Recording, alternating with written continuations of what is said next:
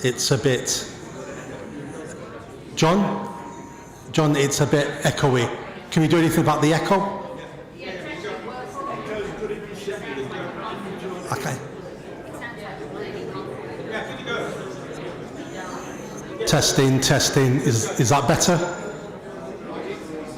Is that okay? Right. Ladies and gentlemen, first of all, let me welcome you today to sunny Manchester in December.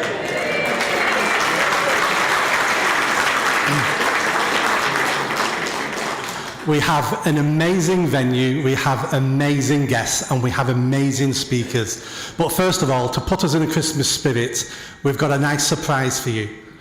Under every chair, we've sellotaped an envelope. Can you please reach under and get your envelope? And I can't believe you all just did that. Talk about being gullible. Talk about being gullible. And how can anyone believe a word I have to say?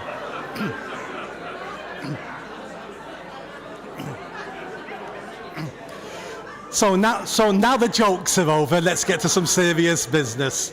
We're here today to celebrate Advance UK.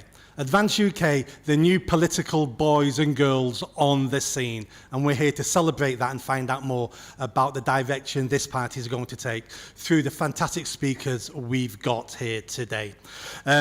After our break, we've got a break about 1:30, and after that we're going to have the man himself, Ben Habib, will be here, and he'll be able to tell us what the direction he's thinking the party will go in. And then at the very end, there's an opportunity for questions and answers. It's really important we get your feedback. It's really important you ask the questions you want to ask. Otherwise, how is this party going to be different from any other party on the scene at the moment? And we need to be different. We need to be special. We need to represent the people of this united kingdom, as opposed to ourselves as career politicians, as wannabe politicians, as grifters, as people who've only just got one problem they want to fix. I want to fix the country, not just an individual issue that affects me personally. The agenda will be, I'm going to give a little talk at the moment, no more jokes, but I'm going to give a talk in a moment about how positive I am and how I can see light at the end of the tunnel. And then there's going to be a selection of other speakers that I'll introduce. But first of all, let's start with this. We're winning. It isn't just this Labour government who's awful, who's killing us. This has been going on all my life. Slowly but surely. Of course, this government's worse than the previous government, who I thought were diabolical. But things are getting worse and worse all the time. But if you can compare today and where we are today compared where we were a couple of years ago, or even 6 months ago, the change has been tremendous. It wasn't that long ago, people would tell you, I'm woke. There was t-shirts saying, I'm woke. But we use that word as an insult, as a slur. Nobody calls himself woke anymore now. They still may. It wasn't that long, 6 months ago, it was legal in this country for a man to say, oh, by the way, I'm a woman, and I can access women's facilities. And even though a small percentage of these individuals were sex offenders, we sent them to women's prisons. And guess what they did in women's prisons? Some of them sexually assaulted the women in there. I mean, I don't class myself as, a rocket scientist, but I could have saw that coming. I could have saw that coming. But now we can have those conversations. And that's what I want, more conversations. I don't say I'm right. I just say this is my opinion based on these facts and my experience. And if you can change my opinion, then fantastic. I'd appreciate you changing my opinion, because I'm on the quest for the truth. I look at DEI, also known as didn't earn it. I couldn't have said that a year ago. I'd have been arrested. People are waking up and seeing that DEI may have started from a good place, and lots of these things start from a good place. But when it goes too far, it becomes a negative, and that's what happened to DEI. We've started treating certain groups better than other groups. When I was a kid, that was called prejudice. That was called discrimination. And I'm dying, and I've got a selection of doctors. I'm not going, which one's black, which one's Asian, which one's gay. I'm going, Where did you finish in your exams? Was you top of your class? Because regardless of what you are or what you look like, I want the top of the class operating on me. I want the best, doing everything, the best running our councils, the best running our bin service, the best working in the library. I just want the best, regardless of who that person is. And now we can have these conversations because we all now know DEI doesn't work. The big corporates are getting rid of it. Places like Google, Facebook, even Jaguar, after that atrocious campaign, David. The chief exec's lost his job. The head of marketing or PR had to be escorted out of the building a few days ago because he didn't want to go because he thought it was amazing. We've won that now. We've won DEI. We all know it's over. Mass migration. It wasn't that long ago you couldn't talk about that. Racist, pig, bigot, fascist, Hitler. That's what you'd have got up to a year ago if you mentioned, I'm not happy with mass immigration. But we can have that conversation now. It's in the mainstream. Mainstream politicians are talking about it. The mainstream parties are talking about it. We don't believe them, but it's a step in the right direction that they're talking about it. And we can have those conversations for one simple reason. It's our country.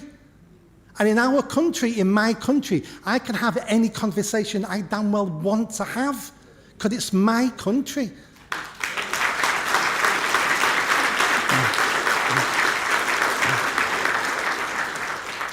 I didn't deserve that clap after that trick I played on you. I really didn't deserve that at all. Oh, won't be done. 6 months ago, Nigel Farage. Nope, can't be done. We can't deport anybody. We can't deport illegals. 6 months later, today, Tories are saying they're going to deport illegal immigrants. Reform are saying they're going to deport illegal immigrants. The Labour Party are talking tougher and tougher on illegal immigration. I'm not saying we believe any of those, but I'm just saying the Overton window has changed. People are talking about it, not because they wanted to, but because we pushed them in that direction. We all understand how politicians work. Politicians want votes. That's all they've ever wanted is your vote. And they will say and do whatever they think will get them your vote. And they're beginning to understand that our team is getting bigger and bigger, and it is bigger than most of the other teams now. So £1 a year. Hands up if you've ever earned £96,000 a year. I haven't. Oh, we had a little hand there. Oh, there we go. There's always one bragging. We understand how politicians think. I want to keep 96 grand a year salary, plus all the perks and all the expenses. And they keep that job by doing what we tell them to do. That's how it works. The next big conversation we're going to be having as a nation is remigration. And that's going to be an extremely difficult, tricky, and emotional conversation. But we need to have the conversation. Why? Like I said before, it's our country, and we can have any damn conversation we want in our country. Now, we're not all going to agree. And don't be thinking that we're going to get a utopia where that these things are good. I don't like that, but on the whole, I'm going to vote for this party. And that's what we're doing here today. And we've got a real chance here with Advance UK because it's brand new. You're not walking into a party that's got decades and hundreds of years of history, and that's how we do things here. The word politicians hardly use these days. Democratic. How do we defend democracy if the parties in charge of defending the democracy aren't democratic? How does that work? It doesn't work. That's why we're in the mess we are today. But I want you to leave here at the end, not now, but at the end of this talk today, after 3 hours here, with a spring in your step. I don't want you to be downhearted. I don't want you thinking this fight's impossible. We're never going to win. It might be our great-great-grandchildren who finally succeed. Things are changing now. It's not going to get better for a year or two, but I can see things changing. It's going to be slowly, and suddenly we're going to hit a tipping point and things will change dramatically. And that's how change always happens. We're winning this. We've seen everything we've changed. More change is coming. More people have opened their eyes and going, I don't like what's around me. I want something better than this for my child, for my grandchildren. And that's how we're going to win. That's how we're going to change the country, because everybody in this country wants change. We all may want slightly different things, but one thing that pulls us all together, we want change, because the status quo at the moment serves no one and isn't good enough. Thank you for listening.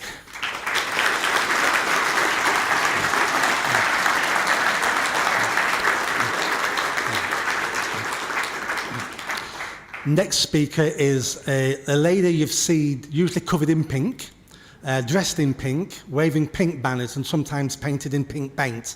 It is Sarah White from the Pink Ladies. And thank you for braving the weather to come here and listen to all of us speak. We was all told that we had 5 minutes the other day, and Howard said, 5 minutes, that's not long enough. So Floss said, okay, you can have 8 to 10, and I said, I'm happy to do 3, so now Howard's got 12. So I'm going to keep mine relative to the British flag.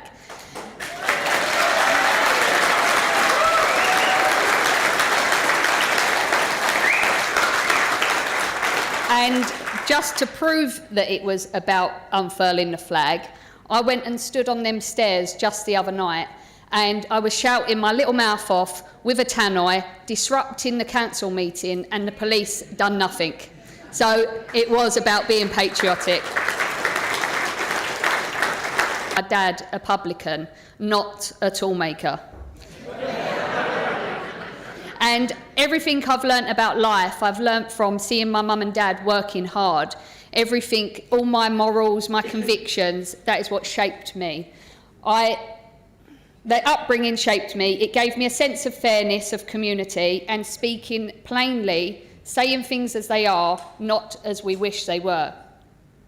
And what I can see is one of the biggest problems in politics today is that the government is run by people sitting in their ivory towers, trying to impose legislations and laws upon us. We are the people that know how our country works. We are the cogs that keep this country going. So I believe that people like us need to be in politics. We need to be the ones making the policies. Welcomed me. It meant so much to me. I genuinely felt seen, I felt protected, and I felt like I'd finally found a group of people who weren't here to impress each other, but to listen, to learn, and to fight what's right. Every single person in advance has shown sincerity, real sincerity, and that's incredibly rare in politics today. I've always spoken from the heart. I don't rehearse who I want to be. I don't pretend. Whenever I talk to someone about Advance, I speak honestly, I speak proud, and I've never had anybody walk away thinking that they didn't want to be a member of Advance. Now, I know I'm standing here and I'm preaching to the converted. You already know why this movement matters, but that's exactly why each one of us has a responsibility to carry, because the truth is this: people today are tired of being lied to, they're tired of polished lines and empty promises. They're waiting for someone real, someone honest, someone who speaks with conviction. And when you speak from the heart, genuinely, passionately, people feel it. It cuts through the noise, it shines. So thank you for welcoming me. Thank you for supporting Advance and for building something that actually has meaning together. If we stay true, stay sincere, and stay brave, we can create something this country hasn't seen.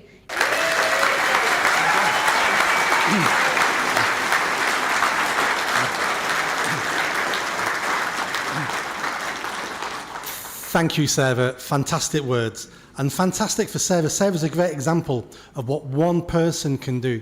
Non-political, not involved in organisation at the beginning, who woke up one day and went, no more. No more, not in my name, not in my town, not in my country. I'm going to stand up and I'm going to try to change things, and I may fail. There's nothing wrong in failing. It's about trying, because if you don't try, all you've done is you've passed over your little bit of responsibility to someone else to carry. And that's called cowardice. We all need to take responsibility for our country. Otherwise, it's not got. Being involved in the fight isn't an option anymore. So well done, Sarah. Thank you.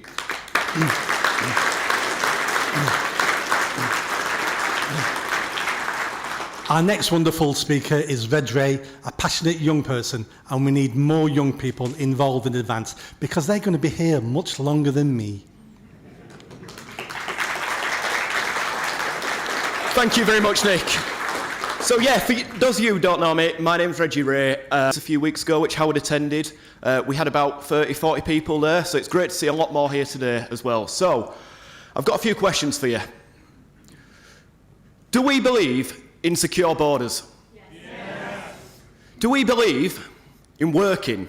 Yes. Do we believe that this flag is the best flag in the world? Well, congratulations, because that makes you all far-right fascists, so well done. So yeah, so I've come over from Reform UK, don't all boo at once. I stood for Leeds Central and Headingley, which is a seat which, obviously you'll know, Headingley, the university students. I knew I was never going to get in there, but I stood to see kind of where the demographic was and what we could do to improve. I came fourth in that election. I got about 2,500 votes, which doesn't seem like a lot, but it was actually around 7% of the vote in Headingley, which I was very... Thank you. So yeah, I was really chuffed about that, you know, getting that amount of votes in the first ever election that I stood in. So then I went on to take over as the chairman of that branch, which I kind of explained to head office, look, there's no point setting up a branch in this area because it's not somewhere where people are going to want to come. We've got Leeds Central and Headingley, and we've got Leeds West and Pudsey, which are very close by. And Leeds West and Pudsey, as you know, is our wonderful Chancellor Rachel Reeves' seat. So I said, give me that one. Did they give me it?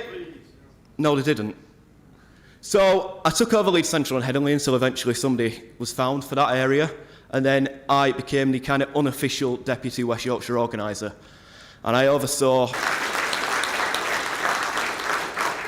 So yeah, but what I saw there was top-down control, and the members kind of didn't really have a say. So I decided to leave. I've come over to Advance UK.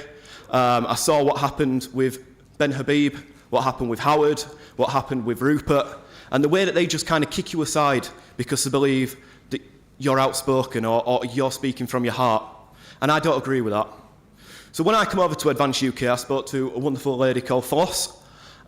She welcomed me with open arms. That's why I'm here today, because of Floss. And yeah, it's just, I've never felt so welcome at a party. And I know that we stand by as principles here. Everybody here is here for the right reasons. We're not here, you know, to kind of boost our own egos. We're all here because we believe in this country, believe in freedom and democracy. So, we've seen the budget, and are we all happy with it? No? No. They said they wasn't going to tax working people. Are we being taxed or are we not being taxed? The price of the fuel is going through the roof, and that's all down to Mr. Ed Miliband. I mean, what an absolute numpty he is. Go on.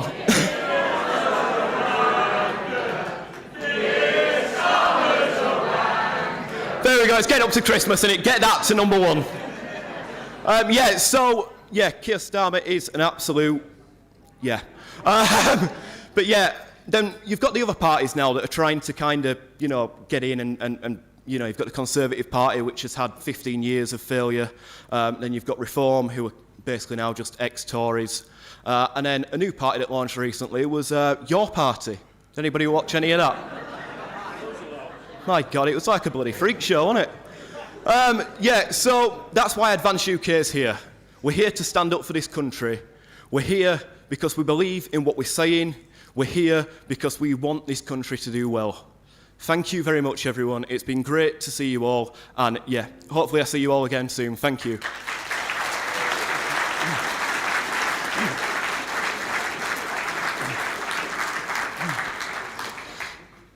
Thank you. Well said. And this party needs to be making sure we hear all the demographics in this country, young, 20s and older. Our next speaker is someone you've definitely heard of.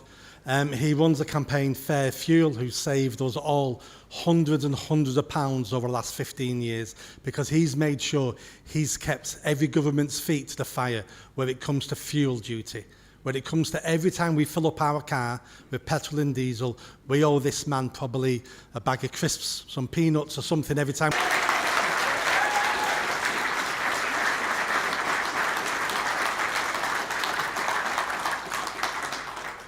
I actually feel quite humble, following Reg.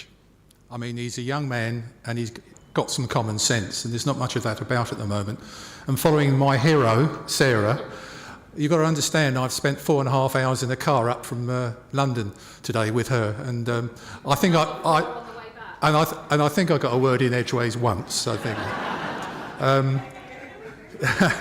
But seriously, we've got some fantastic people in Advance, and we're not a dictatorship, are we? No. How many people in Reform that are dictators? 2 people. And those people, you can't say anything. And what I'm going to go on to talk a little bit about today is freedom of speech. One of the reasons why I'm here today and with Advance UK is simply one reason. And it's not just Ben Habib, he actually adds to it, is the fact we can say what we want. We don't get that in any other party. And what other party do we have at the moment in time that actually works on democracy? Ben has set up a thing called a college, which I'm proud to be a member of that college, and we create policy. But the most important thing about that is we hold the leadership to account. If Ben doesn't deliver, we get rid of him. He has no say in it. He goes. And I wish he was here to say that. Ben, you're okay at the moment anyway. But seriously, there's a lot of good people working on policy at the moment. We're working on energy and immigration at the moment, and a lot more is coming out over the next 6 months. You may have remembered, we've already alluded it to today, there was a budget last week, and old Rachel Thieves stood at that dispatch box, lying through her teeth. And that's what's the problem with that front bench. It's been built on lies. A manifesto that is actually written by Enid Blyton. And from my point of view, I have to say one thing. I can't be churlish about this, because when I won't bore you with too much of the details of my standing for London Mayor and standing down in Dover last year for Reform. But when the budget came up last year, the first Labour budget this is, I really expected fuel duty to go up. I had no hope. But I did my usual thing, which is campaigning. And the most important thing is getting grassroots supporters to write to their MP. And MPs got something like 2,000 emails each in the last 6 weeks to say don't put up fuel duty in front of that thing. They were scared of them because, believe it or not, even the Green can be a petrol head because they have to deliver their nutcake and all the other things that come through. And that comes on a diesel lorry, doesn't it? And all those sorts of things. And that's what's wrong. And Ben has seen, and hopefully we will announce something about my relationship with Advance UK as Fairfield UK, because there are 37 million drivers in this country. And whether you drive an electric vehicle or not, you use the roads, and those roads are going to be paid for. And at the moment in time, the policies of Ed Miliband, cancelling, or basically you cannot buy a new diesel or petrol vehicle in 2030, and we're only 4 years away from that, means what the hell do we buy? Because how many people in this room drive a diesel? How many people drive a petrol? A hybrid? Electric vehicle? I remember talking to you before about this, but we're not ready for them. And they should stand on their own 4 tyres, shouldn't they? They shouldn't be given subsidies to the amount of Ed Miliband keeps bombarding us with. I mean, we're in a situation where by the 2030 ban, and I spent something like £50,000 on the economic analysis, independent economic analysis, that 2030 ban will cost 5 times the benefits. 5 times the benefit. We're looking at something like, the benefits are about 80 billion, and it's going to cost something like 400 billion to actually implement it. So what anyone in the right mind politically is going to vote for that? Labour, Lib Dems, Greens, some of the independents, because they simply believe drivers, you guys, how many drove here today, by the way? Drove. Yeah, oh, you were driven. Fair enough. But when you actually analyse this situation with cars, we are seen as purely as cash cows. And it's going to get worse. It's not going to get better. I never expected us to get 2 freezes in fuel duty, but it's down to hard campaigning. The whole idea of the college is the college will be a conduit to the leadership to actually dictate policy, and as I said, holding Ben and whoever else is going to be in the leadership to account.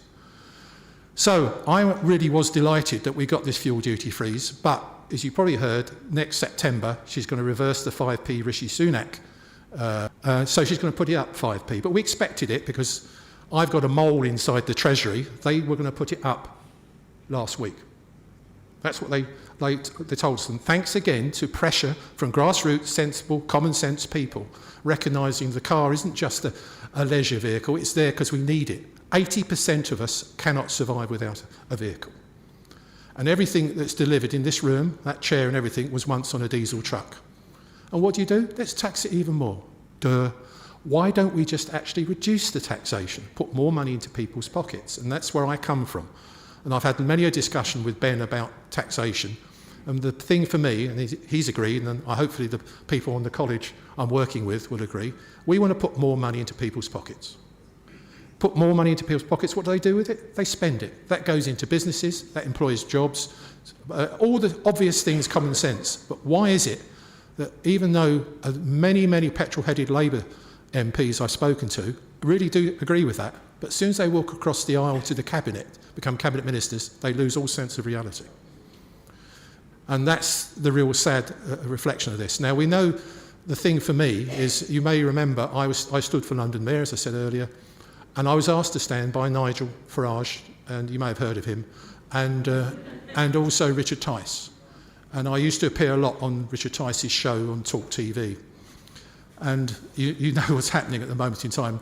We are being ghosted by the mainstream media, particularly GB News and Talk TV. That is totally uncalled for. Last week in the God's Work, as usual, for the motorist, would you come on tomorrow morning? I said, of course I will, Andrew, no problem at all. Half an hour later, I got a phone call from a very young, I think, spotty-nosed, acne-ridden little producer. Said, sorry, we're not having you on now. I said, well, you dropped this. They said, no. I managed to talk to him, and he said, well, you can't come on because you support Tommy Robinson. Who supports Tommy Robinson in here? But also, the other thing he did say is that you also do not mention Advance UK. This is unbelievable what's happening. The mainstream media are being totally and utterly, it's more than being biased. I think it's almost criminal that they're actually ignoring the fact that we've got 40,000 members, we're the fastest growing party in Western Europe. All of those sorts of things are happening with the popularity, and guess what? Most of those 40,000 members are reformers who are basically pissed off with them, the Reform Party. And the other thing is about the freedom of speech, because that's where I don't really want to keep talking about reform, because that's not what we're here to do. But I was actually told if I continue to support Tommy Robinson, I will be expelled from the party. I just spent probably something like 15 hours a day campaigning for about 3 months for the London Mayor, and also, and there's probably a lot of people here who stood, but I was told by Nigel Farage and Richard Tice, and I hope this goes out on the streaming, I want them to hear this, that if I continue to support Tommy Robinson, I will be expelled from the party. Is that freedom of speech? No. I agreed virtually with everything, not anymore now, the two-child benefit cap and the £20,000 taxation, all that's gone now. And they are no longer a party. In my opinion, they are the uni party. They are with Labour and the Conservatives. So what I'm here for today is to say to you that I wouldn't be here if I didn't believe in those things at the bottom there. Serious, principled politics. That's what we're here for.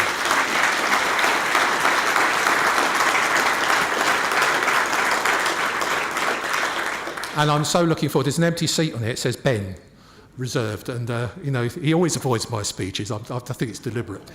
But please, if you've got any doubts about what we're doing with this party, you heard Nick say it, you've heard Sarah, you've heard Reg say it, and you're going to hear it from others today. This is a genuine, honest, principled party. And we will make this work. And I'm dedicated, even at my tender years, I'm only 21, but I am dedicated to making this work. And I'm looking forward to working with you all right, with you. There's no dictating to you, telling you what to do. It's working with you. And if you don't like what I do, tell me, and I can answer back with the right to reply. Thank you very much indeed.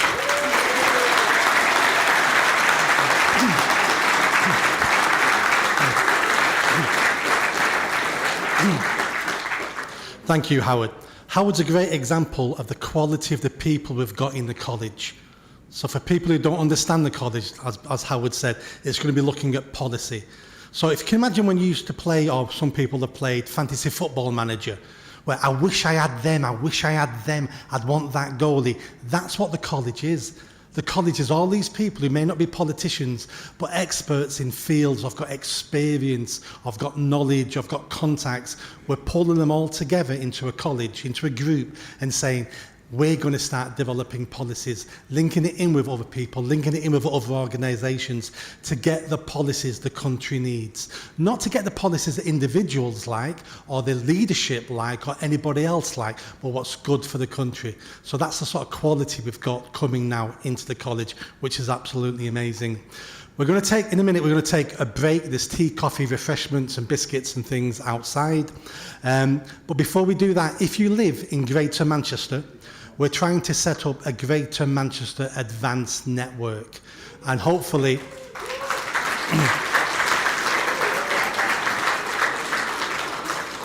with the aim of when it grows and grows and grows, eventually we can split it into the 10 local areas of Greater Manchester. But let's start big so we all get to know each other. If you're interested in joining that network and being a member, we're looking at starting meetings probably next month, having guest speakers, looking at candidates for elections and things like that. If you're interested in that, please come and speak to Paul. Paul will be outside the main door where reception is, just outside the door. He'll have a desk there. Please go speak to Paul. He can take your details. Was it?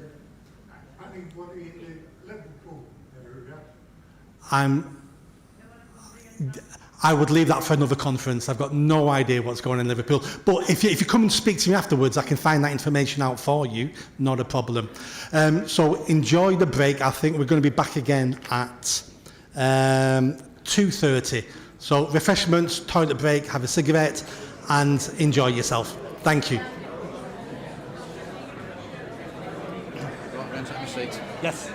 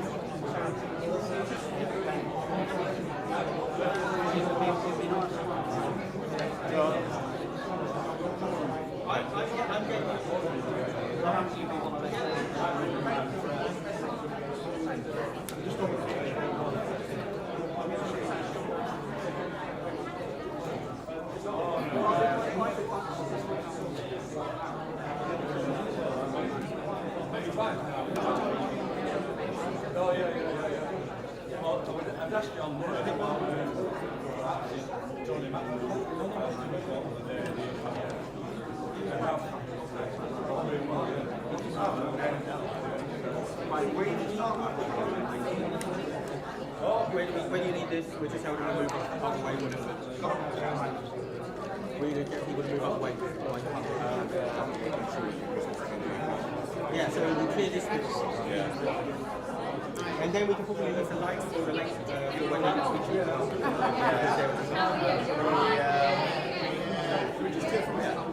So 2 lights here.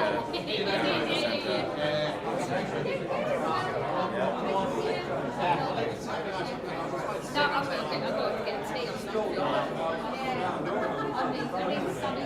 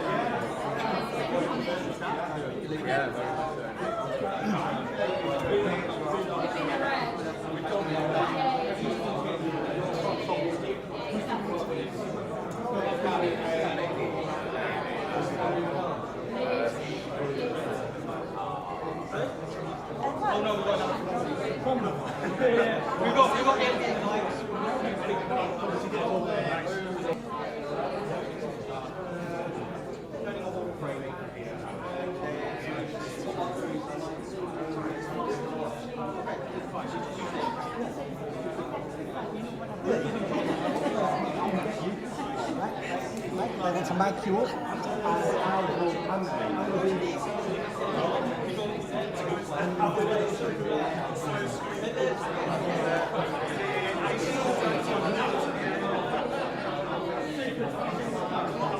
You like to maybe match the speakers?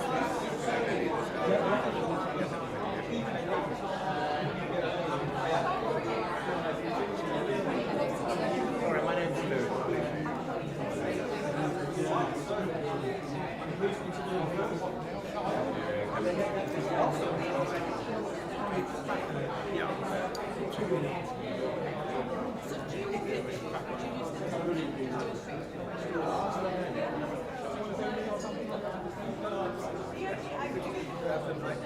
Well, I think it's just told me to come across. Is that Right, so they just got a mic or something. It's already heard. What is your name, sir? We're going to do an introduction. Howard Cox. Oh, Howard. Perfect. Thank you so much, sir. Do you have a position at the party? Well, I'm on the college. Right, okay. Yes? It's on. It's off. It's on. No problem. So, Are we in?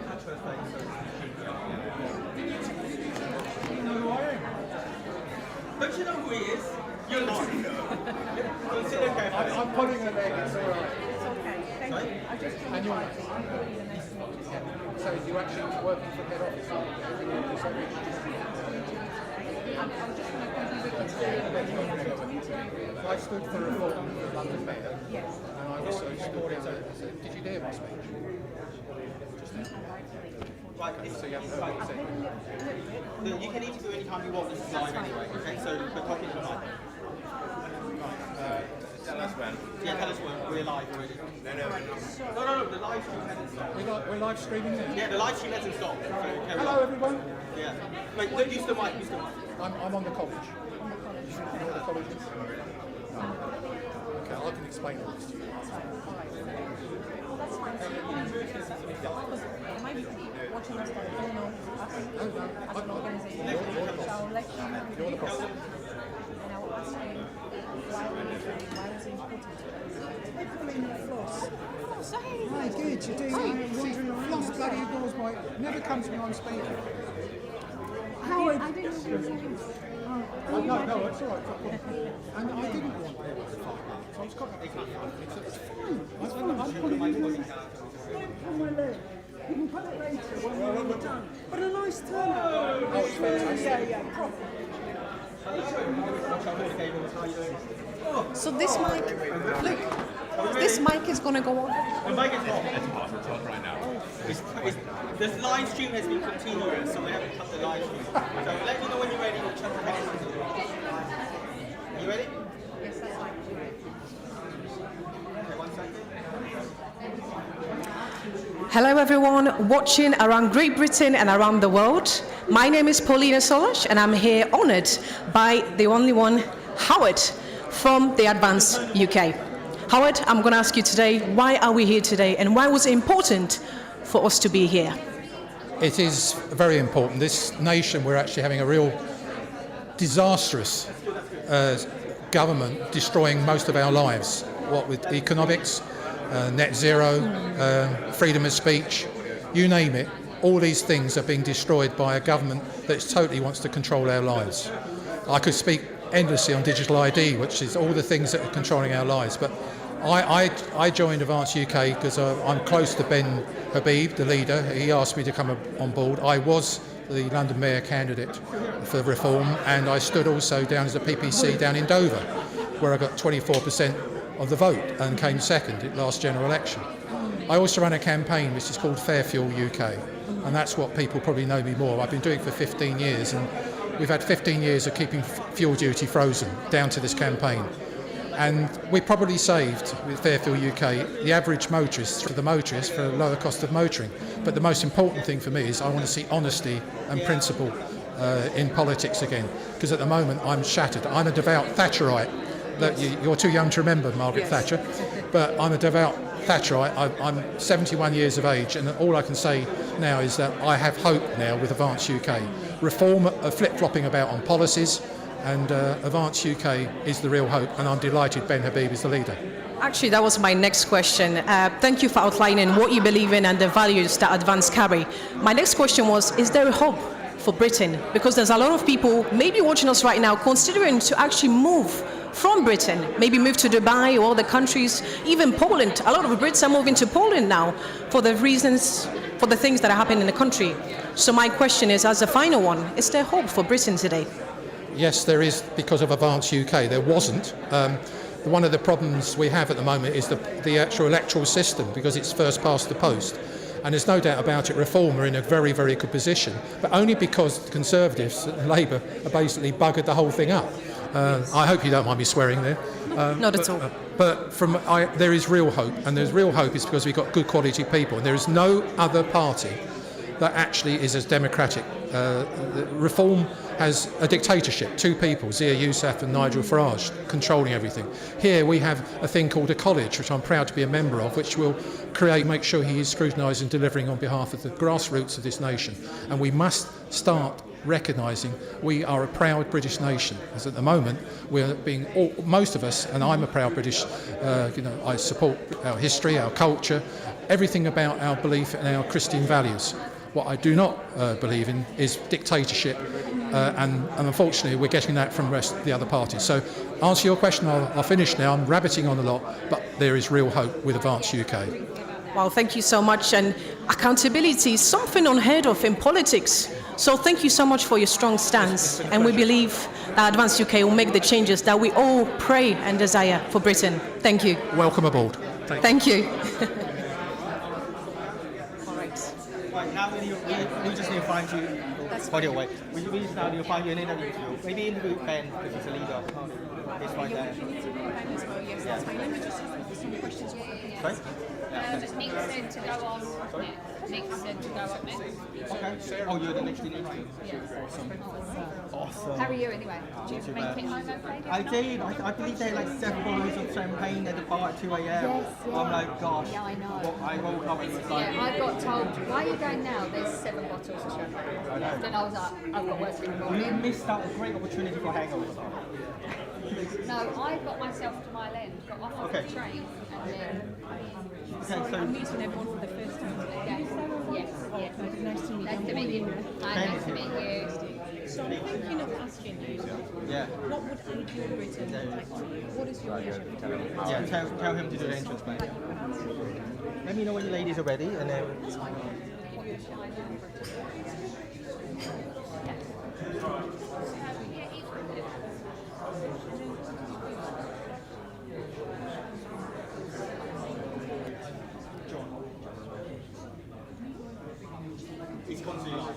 switch to a different camera.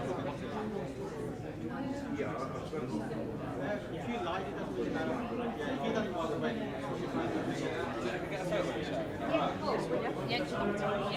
That's my friend as well. All right. Okay. Yeah, I did meet Alex earlier. So I'm in advance. Potentially will be an MP in the future, but I don't know whether I'm just a speaker. I'm just heavily involved. Heavily involved in advance. Yeah, but I'm an activist. I'm heavily involved in advance. Well done. Is that all right? Is that all right? Thank you. 1, 2, 3. Beautiful. Cheers. Are you interviewing any? I'm interviewing Sarah. Right, and then will you do that? Yes. Yeah, yes. Yeah, very strategic. Thank you. okay, we are on. All right. Okay. So, So hello Great Britain, hello to the greatest country. We are here still in the building and we're about to ask some questions to one of our heavily involved activists, Sarah White, who's with me today. Sarah, how are you today? I'm good, thank you. Even better for being here. Absolutely, it's been great so far. A lot of people in the room. We had to get some extra chairs. You know, a lot of people are involved and hungry to hear more from the party. I'm here to ask you a question. What would a better future for UK look like to you? What is your vision for the UK? My vision for the UK is for it to be a safe, fair and secure future for our future generations. And I think that's a fundamental right. I don't think it's wrong to want that. And I believe that, you know, we do need to look at the country as a whole. And unfortunately, it might be classed as being far right with some people, but we do need to do mass deportations. People have come into this country illegally. They are not engineers, they're not surgeons, because if they was, they would be educated enough to fill out the forms correctly and follow the correct channels. We don't need these people here. We've got a country that has got too many people as it is. And for Keir Starmer to say that he's brought 5 million children out of poverty, no, he hasn't. They are not getting any incentives to actually go to work. So they're the people that their children are in poverty and they're not being helped. So I want everyone to feel that they are a priority over undocumented men. This has to be stopped. We have to be put as a priority. Like every other country puts their citizens as a priority. It's not wrong, and I want our flag to be looked at as something with pride and with patriotism. Like other countries do the same. I don't think that's wrong of me to want that. Absolutely, I agree with you. And you raised a very important concern, safety. And we are both females, right? Some of us even consider doing martial arts now, just as a precaution. That's how far it has gotten. But what would you say are the safety measures that we can apply to kind of get rid of the issue, or to at least minimize it, because the police isn't helping, the crime is on the rise, rapes are on the rise, actually in Great Britain. I don't know if you know, but Poland as a country managed to reduce the number of rapes by a really huge percentage. But UK it's actually increased by 30% across the years. What would you say about that? Yes, we have got one. What is the contributing factor in all of that? When you look at the countries, other countries that their statistics are climbing, there is one similarity. And we have to be able to speak about that openly. It's not about being far right. There are people that come here with an ideology that women are a lower life form. And we have got good morals. As a whole, the people of Great Britain are good, upstanding citizens. Yes, we do have criminals, but again, we need to deal with our own criminals. And there needs to be people that held accountable, councillors, social workers, MPs. They all knew what was going on. They're complicit in all of this, and there's no accountability. So what we need to see is when people start getting held accountable and more severe sentencing, that could deter people from committing the crime in the first place. So, and also, what about if people have come here and they have committed a crime? Well, then maybe we should look to deport their whole family, because that would be the consequences, and then maybe they might not commit the crimes in the first place. In Epping, the reason why we started campaigning was because a young girl was sexually assaulted in her school uniform in broad daylight. These crimes are happening at an alarming rate, and like you said, as women, we don't feel safe, and people need to start putting us as a priority. So how it looks like so far, the system is failing us as women and as a society. Massively, and especially when they've got people saying that men can use women's spaces just because they identify as a woman. It's unacceptable. You know, we need to be put as a priority at every single point. Children need to be put as a priority. And we're not, and our government is failing us miserably. Our police force is failing us. Our people in local authorities are failing us. You need to put the people of this country as a priority. I like what keeps being repeated here, isn't it working? And I like what you said. We need to push the feelings aside. It's not about feelings, it's about data. And we've seen it increases, and we need to deal with the issue at hand. So Sarah, thank you so much for raising such an important concern and the solutions that are possible for Britain, but with the right management. Definitely. Thank you for talking to me as well. Thank you so much, Sarah. Nice to meet you. Bye-bye.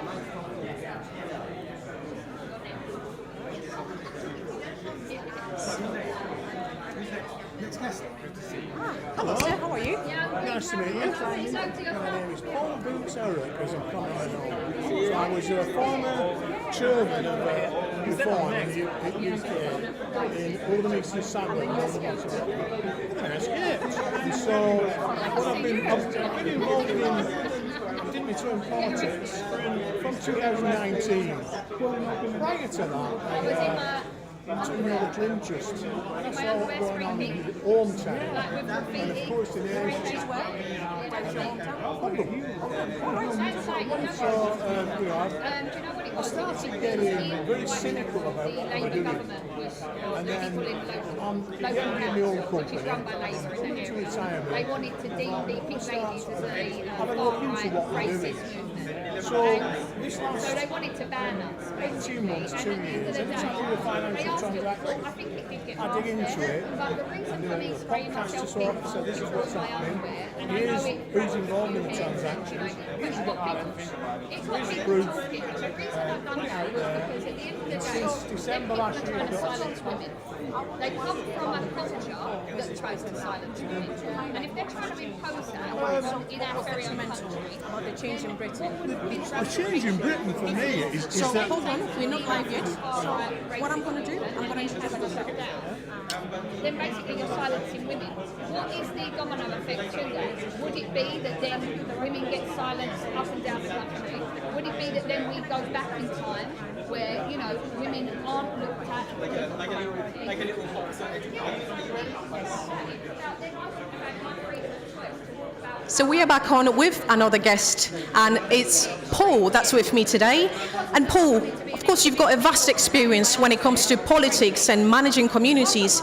I want to ask you, how did Britain change across the years? What have you witnessed? how Britain was, the values, family values, law and order, common sense.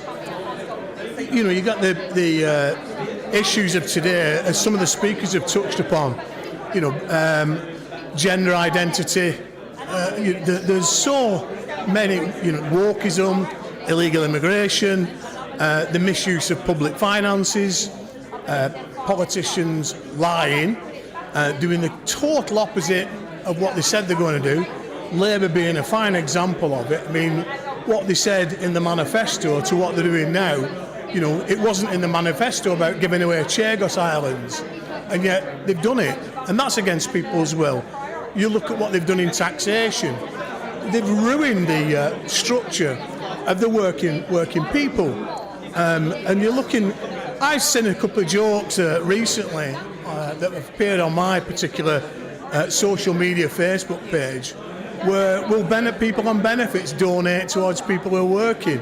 And I know it's sort of like it's said in sarcasm, but unfortunately it's becoming a fact. You know, people now are encouraged to live off benefits, because when you look at what the net income is on benefits, it's often more than people are working, and that to me is fundamentally wrong. You know, people should be encouraged to work. You know, I think it gives you dignity, it gives you pride.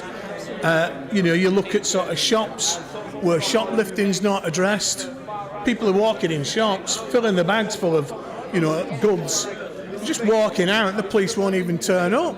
I mean, the whole sort of principles that our country were founded upon, fairness, equality, freedom of speech, to me are all disappearing. And that got me involved in politics, very fabric all breaking down. I thought, I want to have a closer look at this, and started to dip my toe in the water. So you had a burden to do something. You had a burden. Yeah, absolutely. I just sort of, and I didn't really know where to go with it. So I spoke to a friend of mine, a guy called Stephen Hewitt, and he was a local Labour councillor. And I like him, nice guy. And I got involved in Save Our Valleys, which was trying to save some countryside and wildlife habitat. A bit ironic because I'm a builder. But I just thought it was wrong. There's plenty of places where they could have built houses. You know, there's enough brownfield sites to build 1 million houses, and they keep building on the countryside to raise revenue. So I got involved in that. And I did ask Stephen a poignant question. I said, Stephen, I know you disagree with this, building on this countryside, so why are you voting for it? He said, oh, it's because of the whip. So I said, well, explain the whip to me like you would a child. And he said, well, the whip is all the political parties. You've got to do what the leaders of that party tell you to do. And if you don't, you get the whip removed, which is effectively the end of your political career. So it's a big threat. It's a big stick. So I said to Steve in response, well, why don't you start a party with no whip? And his response to me was, why don't you? So I did. And I founded a local independent party called Proud of Oldham and Saddleworth. And we network with all the independent parties in and around Oldham. Failsworth Independent Party, Coldest Independent Party, Oldham Independent Group, Royton Independent Party, Shaw Independent Party. And we got 16 independents voted in. And so we reduced Labour from 45 out to 60 councillors when we set off in 2019 to 27 out of 60 councillors in May 2024. And at the next election, we'll reduce them again. My aim now is to get them down to 18. Well, that is quite an achievement. Thank you so much, Paul. My last question is, you've mentioned how the Britain was before, and you've highlighted the identity that we once had as a country. Do you think it is possible to get the identity back that's been kind of blurred out and it kind of faded over time? Absolutely. Totally, it's possible. I mean, look at today. You know, it was frowned upon about speaking about illegal immigrant, and now people are moving in what I think is the right direction. You know, and I think, you know, if you believe in something and you want it to happen enough, it will happen. And you'll make it happen. You can make it happen. And I think Advance UK, to me, is the most honest party out there.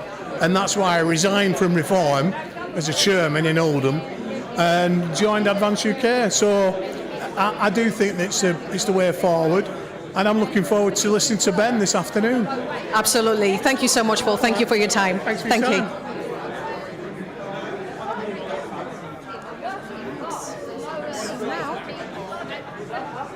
Are you next?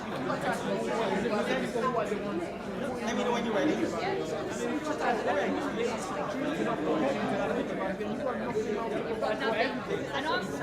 How are you? James. I'm James. I'm Paulina, nice to meet you. What's your first name, sorry? Paulina. Hiya, Paulina. Yeah. Are you part of Advance UK or you're an external I'm a member guest? of the party, but I'm the guy that's done the biggest flags in Britain. The 100-foot Union Jack on the side of the building at Chesterfield. I'm the guy that went to the hotel protest in the burqas, which are all over X at the moment. Okay, lovely. Yeah, you're going to introduce yourself. Okay. So let me just think of what I can ask you today. Well, you're part of Advance UK, right? I'm a member, yeah.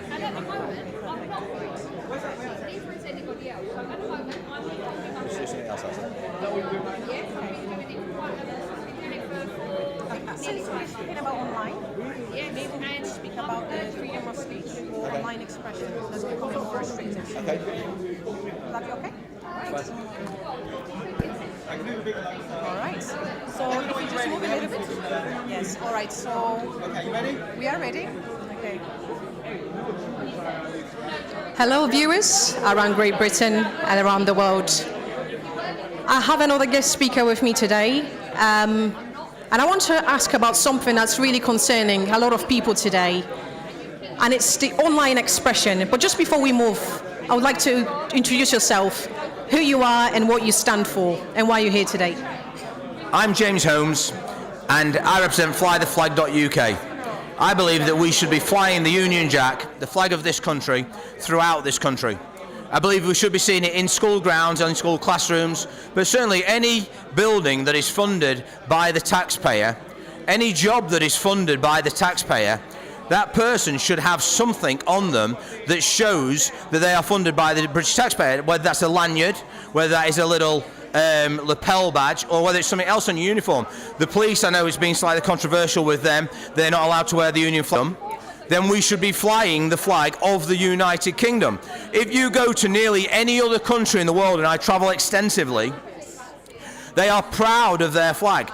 America is the big example of this, but if you go to Turkey, if you go to the UAE, if you go to the countries that you would consider they have got nothing to be proud about, I can assure you that the people of that country still fly the flag because it is their flag. It is their country. This is ridiculous how we have tried to make out that the Union Jack is some kind of racist, oppressive thing. Anybody that comes to this country to work in, that your children go to school in, where you're probably going to retire in, if they make you feel anxious, maybe you should move to a bedrock of the NHS, etc. How about you don't virtue signal for those people and you have a conversation with them instead? Because if they thought that the flag of the country that they have chose to come to, that they have chose to come and work in, is so oppressive of them, then why did they come to this country?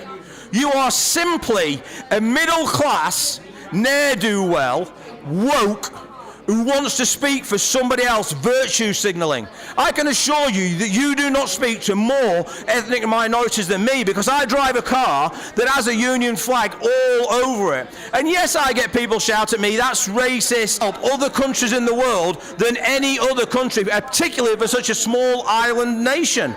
When we come to freedom of speech, I'm being asked to go to a voluntary police interview for attending a protest. Okay. For attending a protest. Apparently I'm supposed to splash some water on somebody, which I know nothing about.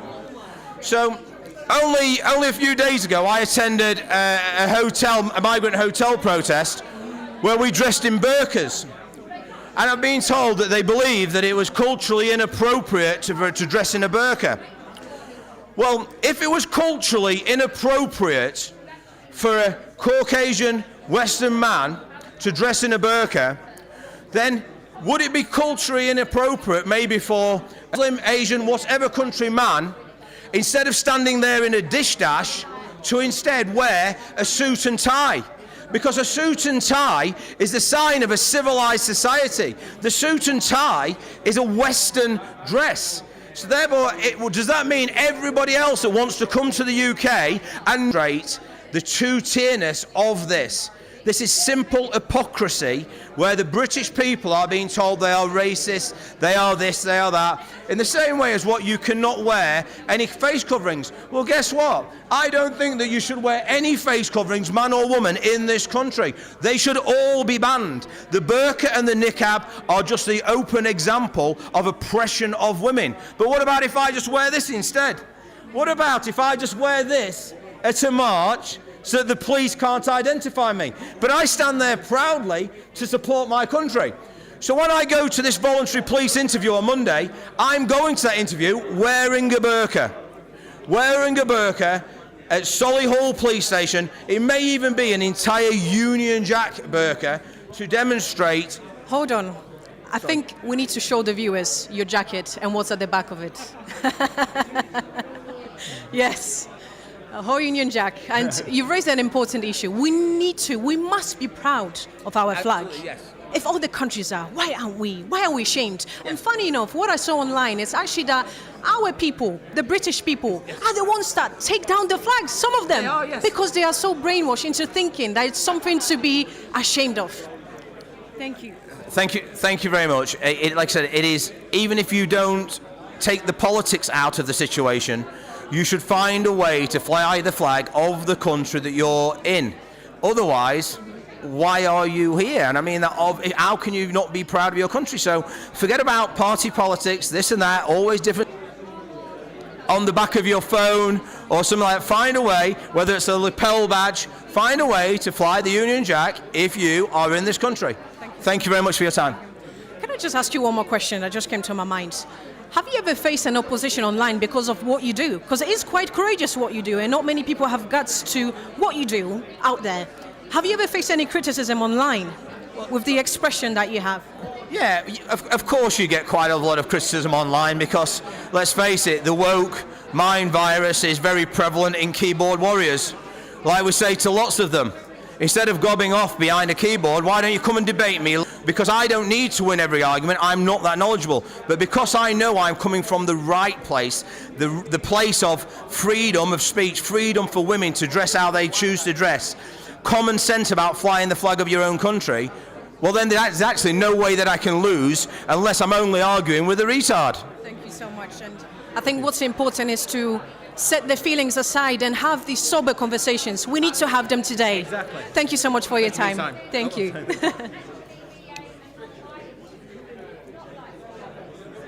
Hello, sir. Are you next? Yeah, I'll tell you what. Right. I don't think I can follow that. Please don't take the mic. Yeah, no, she's like, you look like you need a hug after that. I know. No, it's okay. No, You seem like. well, so what's your name, sir? I'm Mark. Mark. Nice to meet you. Oh, yeah, you okay? No. Are you just a visitor today? I am a member. You're a member? I'm a member, Okay, yeah. But I'm just a member. Here today to support the event. Here today to support the event, and it's quite local to where I live.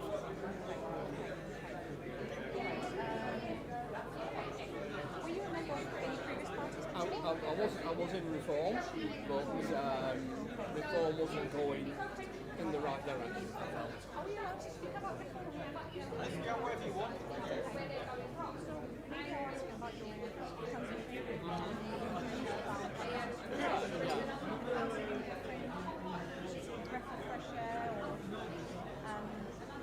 And also how big the landscape. The Reform's the Nigel party. Advance isn't the very. Mark. Do I have to? It's my full name, just Mark. And what? Are you going to interview me? How's it going to be?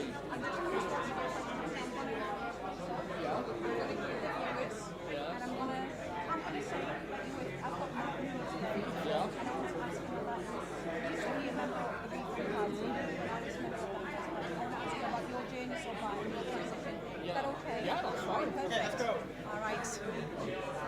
Hello, we are back on with another guest, and I've got Mark with me today. Mark is a member of Advance UK. Transition has been from Reform to Advance UK. What did you notice different about this particular party? I like the way that there's no one person that dominates the party. Everybody's treated more equally, and the people here are in it because they want to see the country prosper. They want a better country than what we've got today. And with Ben, we think he's the right man to do this. Yeah, thank you so much. Why did you think it was important to actually... Are you local? Are you from Manchester? I live near Manchester, yes. I'm not too far away. All right, so you travel here for the event. Why did you think it was important to be here in person today? Yeah, the event's not too far from where I live, and being a member of Advance, I felt it was important to come along, support the event, hear what everyone had to say and what the plans were for the future of the party and the road ahead.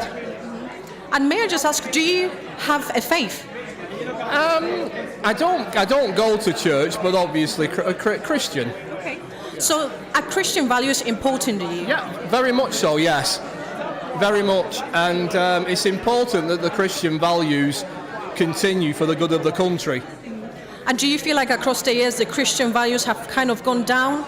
Over time, yeah, you can see that year by year they diminish and they appear to be less important. What do you think is contributing to that? Other faiths coming in that quite often are alien to our values. I think if we don't arrest the decline, the country we've known will lose for good. Absolutely, I agree with you. But do you think, as citizens of this country, we could do a bit better in upkeeping the... Yes. Actually, yes, I'm as guilty as anyone. I don't go to church. A lot of people have busy lives. Absolutely. But I think we could all do our little bit. But apart from going to churches, it's also our values that we display in our daily lives and what we believe in, what we stand for, right? Very much so, yeah. Treating people with respect and dignity, and accepting people for who they are. And it's our country. Other faiths come into the country and want to change it. It's our country, and they shouldn't be trying to change it. They're not happy with what they see here. Go and live in a country that aligns with their own faiths. Absolutely. And how do you feel about people that are trying to... Yeah, totally wrong. Christmas is Christmas. Easter is Easter. If you don't like it, then maybe this country's not for you. It's always been Christmas and Easter throughout my life. Why should it change? And it shouldn't. It's part of who we are, right? It's part of who we are, part of our heritage, our roots, and it's important that that continues and not erased or try to be erased anymore. But it's very important that what we've got, we hold on to and try to build back before we lose it forever. Ooh, that's a very strong statement. Thank you so much, Mark. Thank you for your time. Thank you. I'm your next guest. Are you... Am I good? No, I'm not. No, Nick Buckley. I'm finding out some exclusive, so please have some mercy on me. Right, so you're a member of Advance UK. Do you have a position in Advance UK? I'm a college member, College member, and right. I've organised today's event. Okay, fantastic. It's been great so far. Well done. So let me see what I can ask you. Maybe what kind of issues matter the most to you right now? Would that be okay? Yeah. What the priorities as well for Advance UK? Yeah. All right. So let's go. All right. This fantastic event. The atmosphere has been great. The room was full of people. It's full to the capacity. People are hungry for change. So it's nice and refreshing to see. I want to ask you, what concerns you the most about Britain today, and how do you think? What are the priorities for Advance UK right now? For me, it would be two things: a smaller state and more personal responsibility. We've got to a stage 100 years ago, we ruled the world.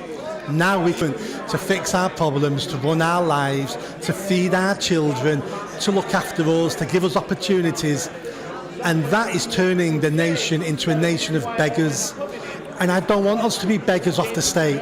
I want every Englishman and woman to be the king and the queen of their domain. I want them to run their lives. I want them to make decisions for them, their family, their children, their community. Even if those decisions I disagree with, but if you believe they're the best for your family, who am I to dictate to you, you shouldn't do that? And then if it turns out it's a mistake, then you live with those errors, you live with those consequences. We have no power to overturn those mistakes. I want all the responsibility and all the power of our lives on our shoulders. But we've turned into a people now that rejects personal responsibility, and we always want someone else to fix our problems, and we always want someone else to blame when things go wrong. Yes. So you would say that currently our system or the government is playing a lot of blame game? Absolutely. And I understand how we've got to this situation. It was started with the best intentions. We feel sorry for you. You're poor, you're working class, you're uneducated, you're stupid. But people like me, I'm much better than you. So therefore, I should run your life for you because I know more than you. And I used to work at a council for 10 years. That was how it worked there. We know best, we're the professionals. And it's easy to fall into that, but then you see the mistakes that are made. And even if individuals make mistakes, well, They're there. They should make mistakes because you learn from mistakes. Everyone who's ever set up a successful business have all had failed businesses, have all made mistakes because you learn from that. And I think the government, through the best interest that enables me to be successful, I don't want them to make me successful. I want them to do the roads, clean the bins, protect the borders, which they don't do. And if they do that, reduce our taxes, the British people will sort themselves out and be richer, more successful, and most importantly, they'll be more happy because they're in control of their lives. Okay, so it is quite evident indeed that we got weakened as a nation, and as people, as communities, as a society. What do you think can strengthen our nation today? There's many things. The first thing, and that straight away. Then we need to be better people and we need to be better citizens. Because again, I don't want to just blame the government. We're all responsible for this because we allowed it to happen. And on many occasions, we wanted it to happen because in that particular moment in time, it was easier for us to give our responsibility to this state.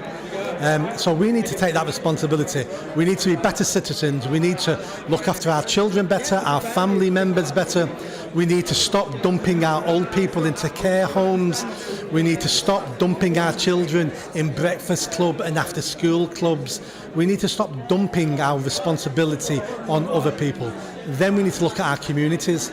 We need to look at what we can do individually to help our community. If your street is dirty, take a brush and sweep it up.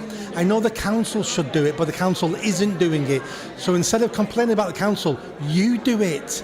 And then your neighbours will see you doing it, and maybe they will take a bit higher to fix all our problems. We are the Messiah. We are the saviour of our own lives. And we need to make sure we're doing it for our communities and our families. We keep waiting for someone else to fix those problems when the people who should be fixing them are ourselves. What this tells me is what's on your slogan, principles. Yes. Absolutely. And sometimes having principles is a difficult thing to have because principles are not always in favour, in fashion, and not always popular. But if you believe in something, then you believe in it. And if you can be easily taken off that path because you'll earn more money or you'll be respected more or people will like you more, then do you know what? It wasn't really a principle, was it? It's like that famous saying, I think it was the Marx brothers, Groucho Marx says, and he's acting as a politician, here are my policies. If you don't like them, I've got some more policies. And that's what politicians do now. They have no principles because all they want is your vote. And they will say and do and believe whatever they think will get them the most votes. That's why I like Jeremy Corbyn. I would never vote for Jeremy Corbyn. I disagree with all his politics, but he's a principled man. He tells you what he thinks. He's not for changing. Opinion groups doesn't change him. When he was leader of the Labour Party, he did exactly what he said he was going to do. That's a statesman. And then we know where they stand. And then when we vote for them or we don't vote for them, we're doing it on principle because we know they're principled. At the moment, we've just got a load of career politicians who are only interested in their career. Yes. Nick, thank you so much. I feel like you outlined very important matters. And thank you for telling us and the viewers what matters to you and Advance UK. Thank you for your time. So we can get you some more. Any of you? Every time when I go there. You left me till the end.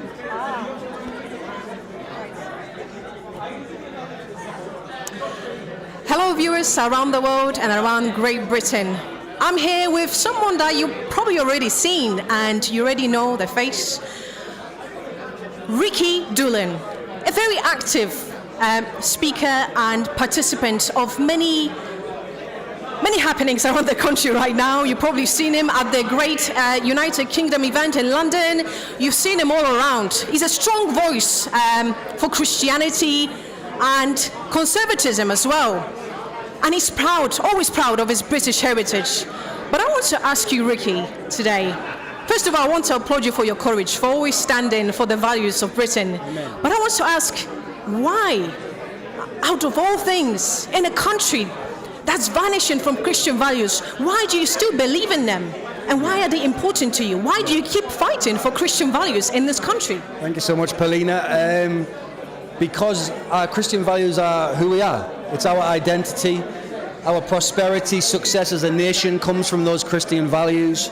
And the only way to win back some sensibility in this country is to look back to them values, reinstate them values, because that's our foundation. It's not just our heritage, it's our foundation. And anybody that's in the construction industry will tell you if there's a poor foundation that the building will crumble. It might be 5 years, it might be 10 years, but it's going down. And that's exactly what we're seeing now. They tried to take away them foundational values and principles which come from the Holy Bible, and now the consequences are being suffered for that. So it's very simple solution really, which re-strengthen those foundations, get back to the principles and values that made this country great, and we will be great again. So, apart from the moral decadence that we are witnessing today, do you believe there's a correlation between lack of Christian values and the economic downfall we are witnessing today? I'm sure once we do an in-depth study, we're going to find a perfect correlation of the decline in the nation's economy, society, culture, all of the above, that it will be perfectly aligned to the pushing away from Christianity, because as I mentioned, the foundation is so important, and it's not surprising that we're continuously declining, because what's happened is the politicians have done everything they can to destroy that Christian connection, to destroy the connection of the British people to its Christian heritage. And what they've done is they've replaced the value system from God with the value system that they've put themselves, meaning that they've moved God and put themselves in the position of God, and that is a recipe for disaster, and that's what we're seeing. Absolutely, I'm in agreement with you. Just a final question, how would you personally implement the change to bring the Christian values back to Britain? Advance UK. Advance UK is the only viable solution for the nation. So everybody who's out there listening and are not yet supporting Advance UK, it's essential that, and it's time to do that, because we need politics that is not going to be fake, that's not going to say one thing and do another thing, that's going to have values, that's going to have principles, and the only party that is on the landscape and the horizon that is able to win elections will be Advance UK. So it's our time and our moment. This is our final chance. So everything's got to be behind this. We've got 4 years to build the momentum. The fastest growing political party in Europe right now, 40,000 members in 4 months. So just imagine in 3 years' time, we're going to be ready. And it's time, it's now or it's never. So we're going to have to do it now. It's now or never. Absolutely powerful. Thank you for this message. There is hope. Great Britain, there is hope. You heard it. Thank you so much, Rikki. It's a pleasure to see you today.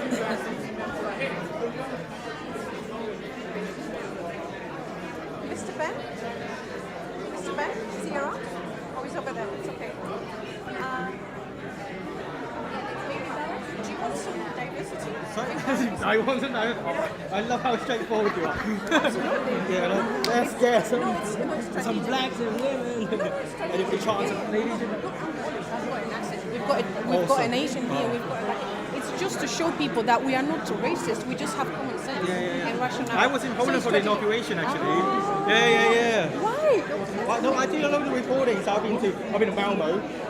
Yeah, I've been to Malmo, Paris for all the diversity stuff. As bad as It's pretty shit. Some places are nice. I went to Romania twice for the election, and I went to Poland for the inauguration. And I went to Norway. Guess what? Oh my! Thanks. Hot mic. By the end of it, I think they want me to speak. I'm like, I think you've got the wrong person. What's going on here? Yeah. I was telling you. 1 second. Okay.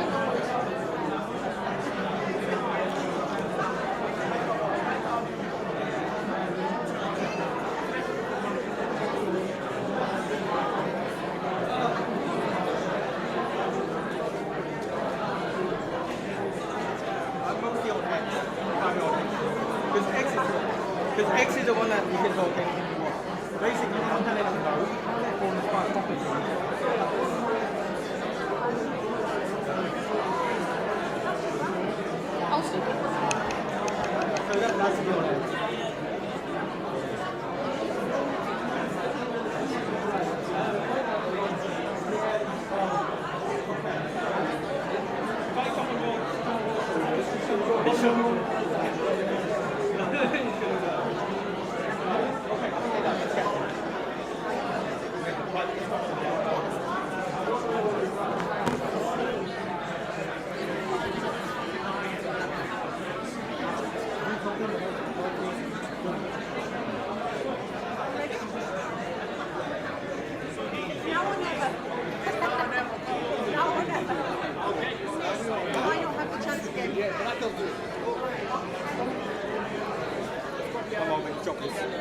Thank you so much.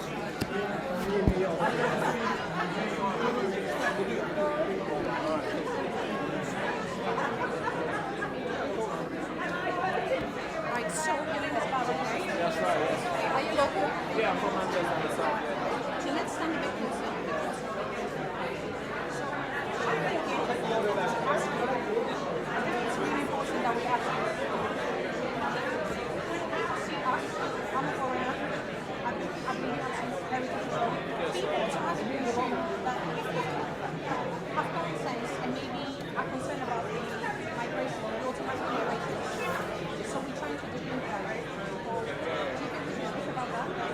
Like a myth or narrative that's been put by media that's Are we live streaming right now? we are like We haven't switched to this camera yet. Wait, you recording? Oh yeah. You want to do it yourself? I like that. That's he's smart. That's really smart. Sorry, I'm sorry. We just hold there now. Cameras are recording. I'm in trouble. Anyways, talk to me. All right.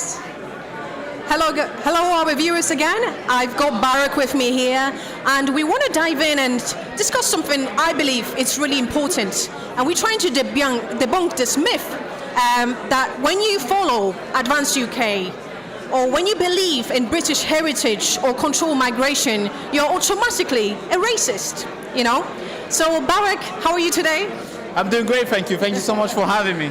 Thank you. Yeah, so with the question that I have, what would you say to this narrative that's being put by media that if you believe in these things, you're automatically a racist? Can I hold it? I'll hold it. Okay. So I think they use it just put it a bit down, sorry. That's right. I think they kind of use it to basically slander everybody and just they don't want you to be concerned about the country and they want to be able to do whatever they want in the country without you saying anything because you're fear of the word racist, right?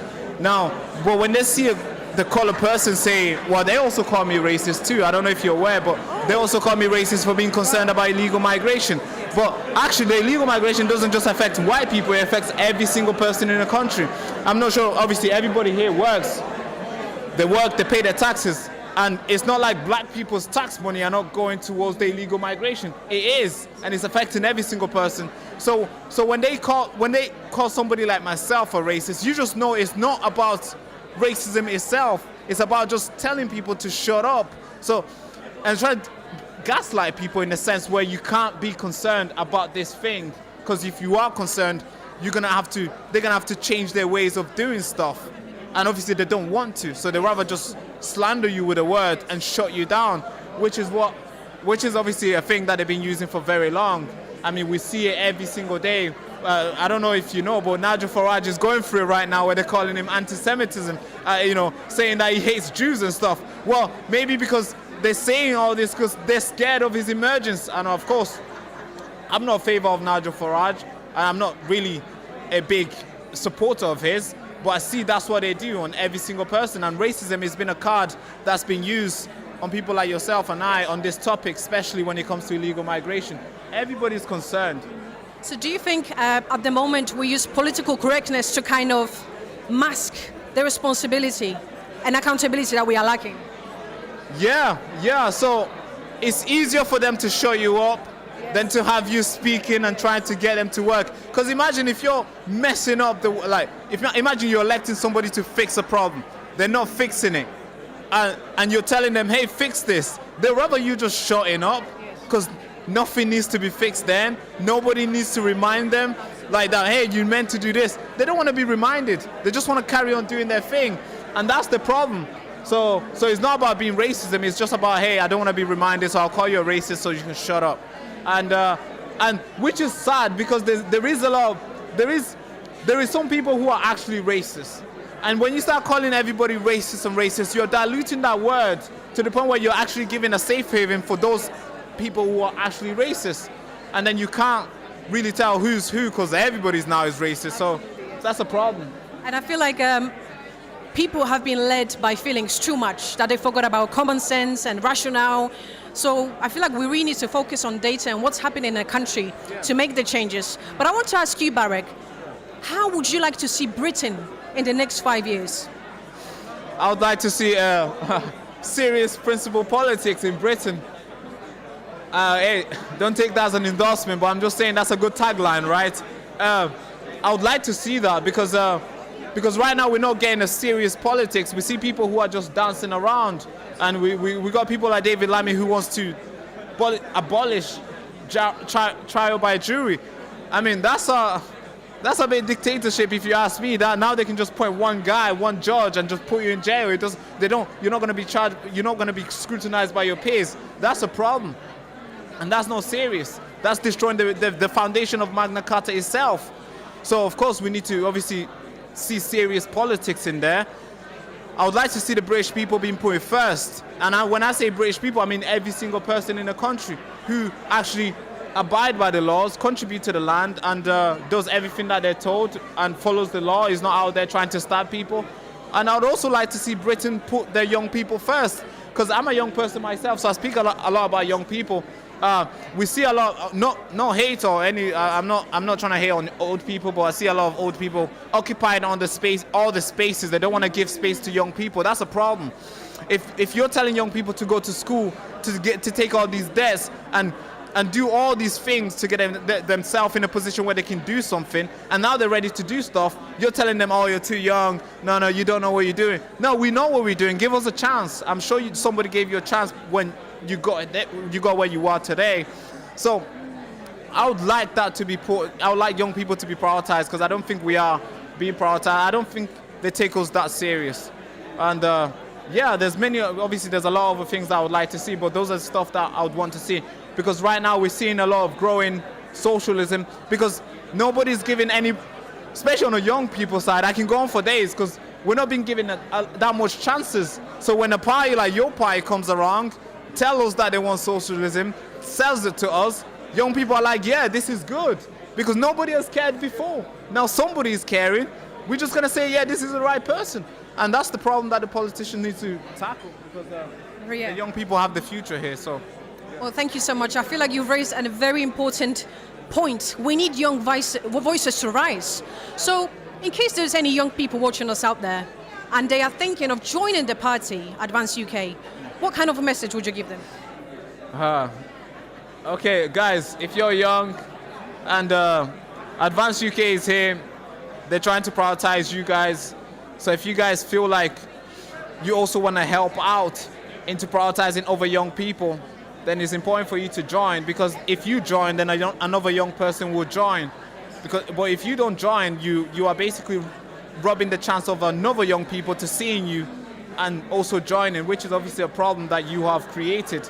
Not that I'm trying to put you under pressure, but hey, then again, I'm not trying to just tell you to join, because I've not joined myself. I'm here to criticize and ask questions and be curious and and ask difficult questions. But I think you should do the same, and also look into their policy, which obviously they don't have many right now. They're working towards it. They're not rushing it like what Reform did, which appears to be going back and forth with, like, they don't know what they're doing. They're taking their time to make sure whatever they bring out is good for you guys. So I think you should give them time and also support them whenever they need you. That's all I can say. I'm not trying to endorse any party here, but thank you so much. Thank you so much, Barrick. Thank you for your perspective and for your voice as well. Thank you so much. Thank you.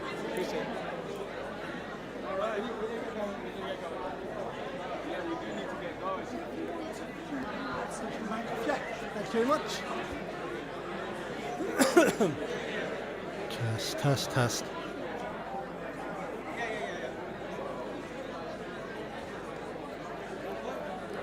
Right, give me a second, I'll turn the light.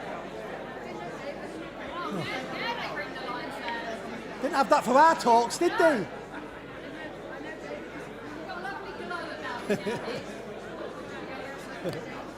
Sorry? Right. Yeah, I think it's right. Okay, wait.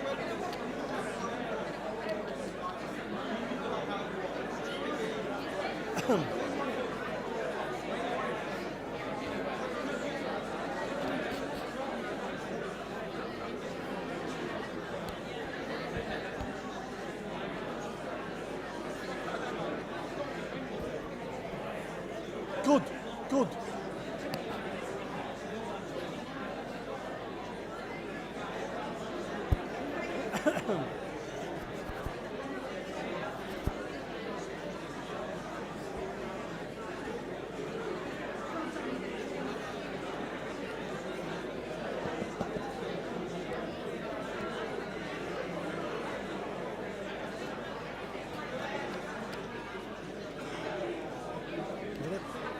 Testing. We're good to go. Welcome back, everybody. Welcome back to the second half of this amazing Advance UK Manchester conference. Everybody, quiet please. You can't hear. Testing. Yep, is the volume fine now? Yep. Could we turn the volume up a little bit? Testing. That sounds louder. All right. Welcome back to the second half of the show. If you look under your seats, no, I'm not doing that one again. I hope you've had a nice cup of tea, cup of coffee. Those biscuits look fantastic. I've not even had one yet. I thought they'd be like little digestives, but they're huge cookies. So hope you've enjoyed that. Welcome back. It's been a fantastic event up to now. Rooms full. The engagement's been fantastic. I've spoken to some fantastic people while we've been having that break and doing live interviews as well. But let's carry on with the amazing guests we've got. So our next speaker now is Rikki Doolan, who is a true patriot. Rikki. There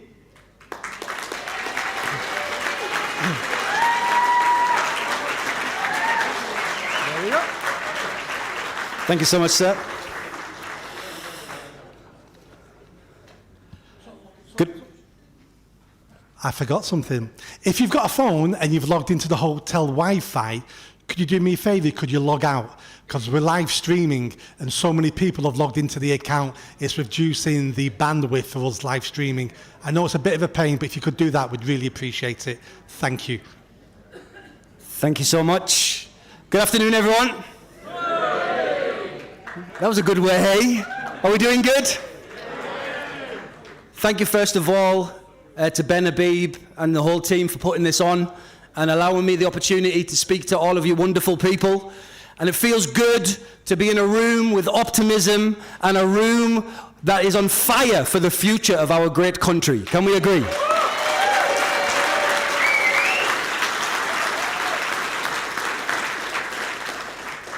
Advance UK is the very final bus stop. It's the last opportunity for us to take back our country from those that have chosen to decimate it. And we must all unite, not only in this room, but right across this country, to get behind Advance UK. Elon Musk agrees with us, Tommy Robinson agrees with us, and we all in this room, we agree as well.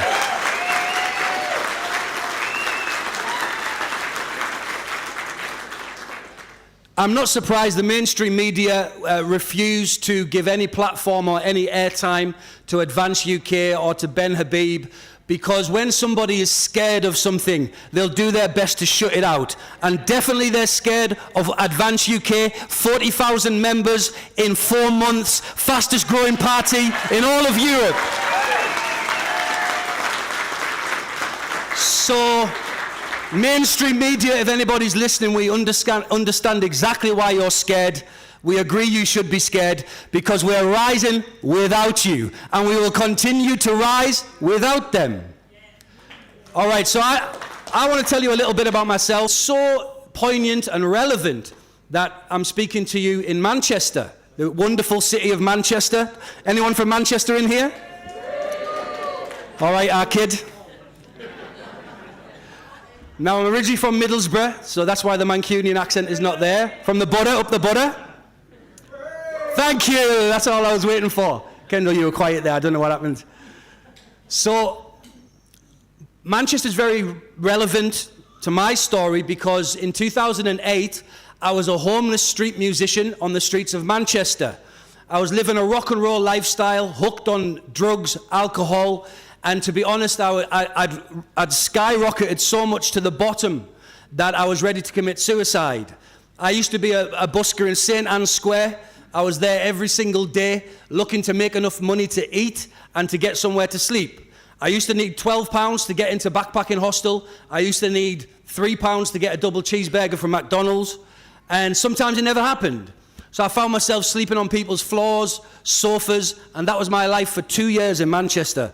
So that's my Manchester experience. And I experienced Manchester on the streets with the homeless community and being a big part of that community.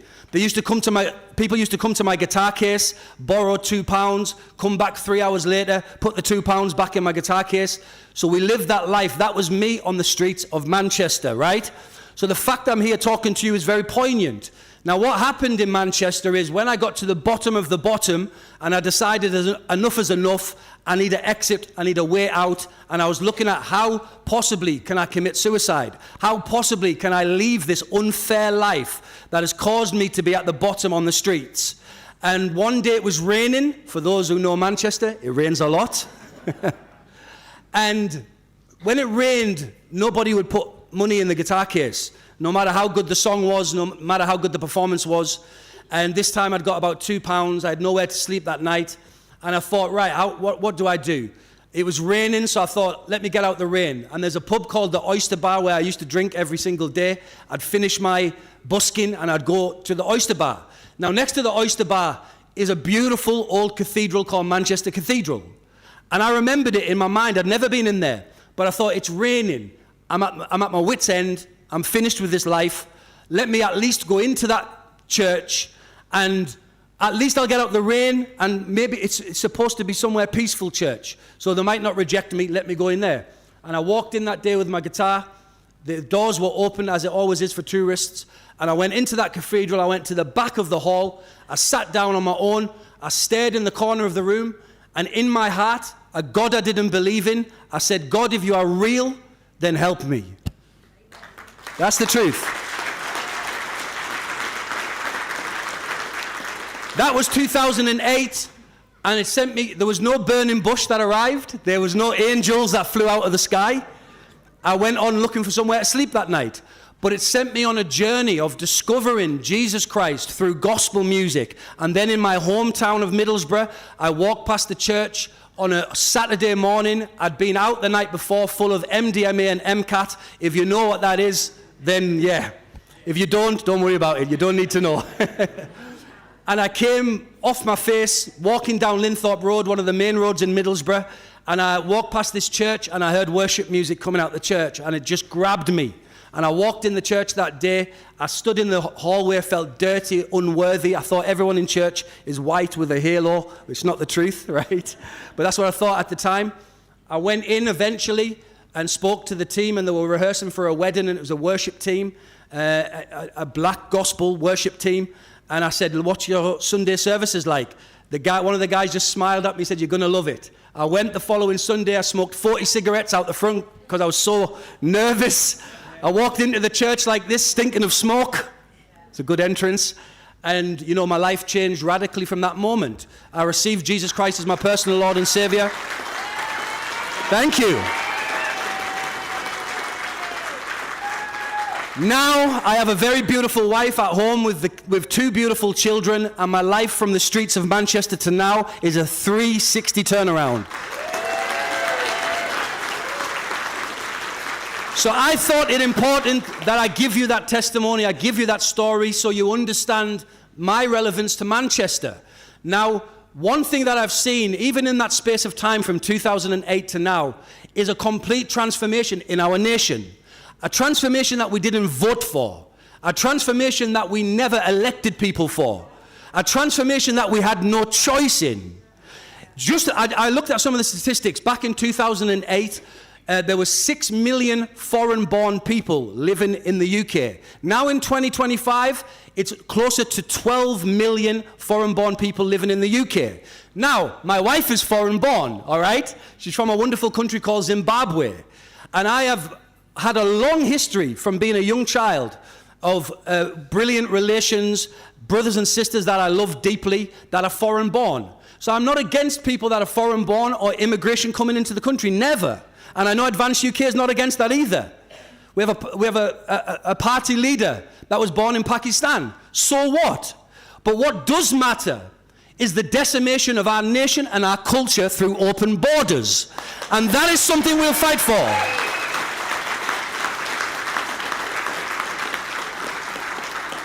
So whilst I like to fight with a lot of ethno-nationalists on X and other social media platforms, somebody else likes to fight with them too, okay, I can hear that. And the real far right do exist. And what I love about Advance UK and Unite the Kingdom and Ben Habib and Tommy Robinson, Elon Musk, all of these people, is that we stand on the right side of history. We don't stand on the far left. We don't stand on the far right. We stand dead in the center.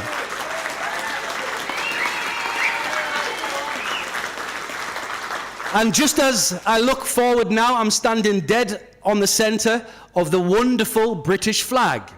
And that is something that is important. Because, this is my weapon of choice that I brought, by the way. It's the Holy Bible, don't worry about it. You see this flag? Very important. And I'm in the middle of a study right now that I'll release potentially as a book sometime, which is called The Fall of Britain.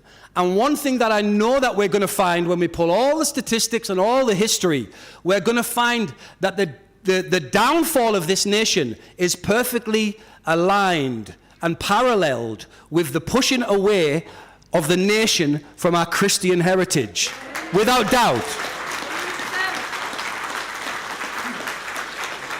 For 3 or 4 generations, there has been an active, purposeful drive away from our heritage, away from our culture, away from our values, because they want to replace it with a globalized vision, a globalized culture, a one world religion, all this other nonsense, and we say no.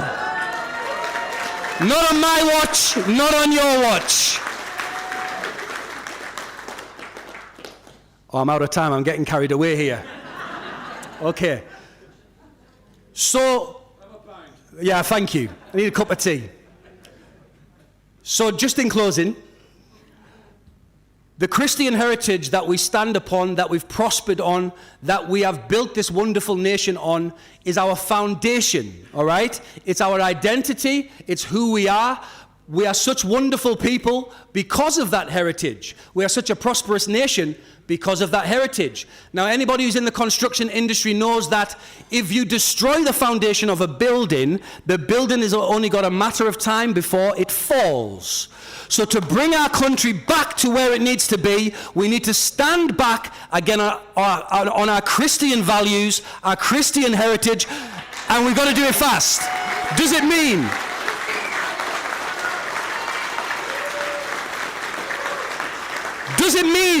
that everybody's got to convert to Christianity and fall on their knees and pray? No. It means that we can all, as human beings, whether we are atheist, whether we are Rastafarian, whether we are whatever we are, Harry Pottering, I don't know, whatever people like these days, we can stand united and say, yes, I may not be of the faith of Christianity, but I know that's what made this country great, and we're going to stand united on making it great again.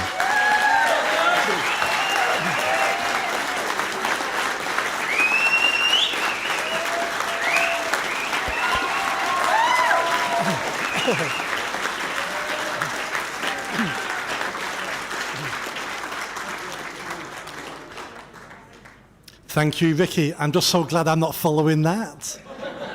But I know who is following that. Welcome to Kendele, a passionate young person.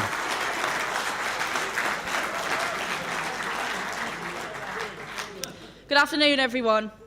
My name's Kendele and I'm 17, and you might have seen me at the launch in Newcastle where I spoke about my story about free speech at schools. I might be young, but I've seen enough of the world through social media, school debates and the news to know that our freedoms are under attack. I believe in Britain first, strong borders, personal responsibility and the unshakable right to speak your mind. Free speech is the backbone of our nation, crucial in our education systems, and we need to start having hard conversations. We must get Ben Habib and Advance UK into government to fight for it all. Our country's future depends on it.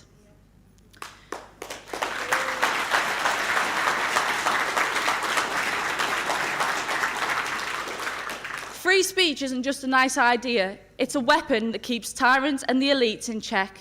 It's what lets us call out the globalist agendas, the open border policies flooding our communities and the woke nonsense eroding our traditions.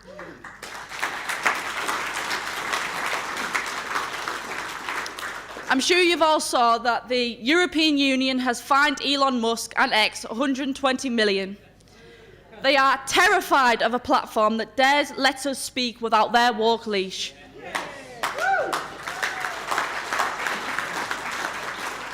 The EU's Digital Service Act is nothing but a totalitarian tool covered by the word regulation, but nothing will stop us from talking. Free speech is a fundamental right of our democracy, and it should be in schools and universities where the next generation is shaped. Teachers tiptoe around the topics like British history and biological facts because they're scared of the woke brigade. Remember the Free Speech Act in 2023? It was a step forward, but our government and woke administrators ignore it, cancelling events on immigration and traditional values. Surveys show that Conservative students self-centre to avoid backlash. It's no longer education, it's brainwashing. In my school, I was discriminated against for speaking facts. We must not be silent with these education system. We need to fight to the very end. We can't stay silent, but they will never win.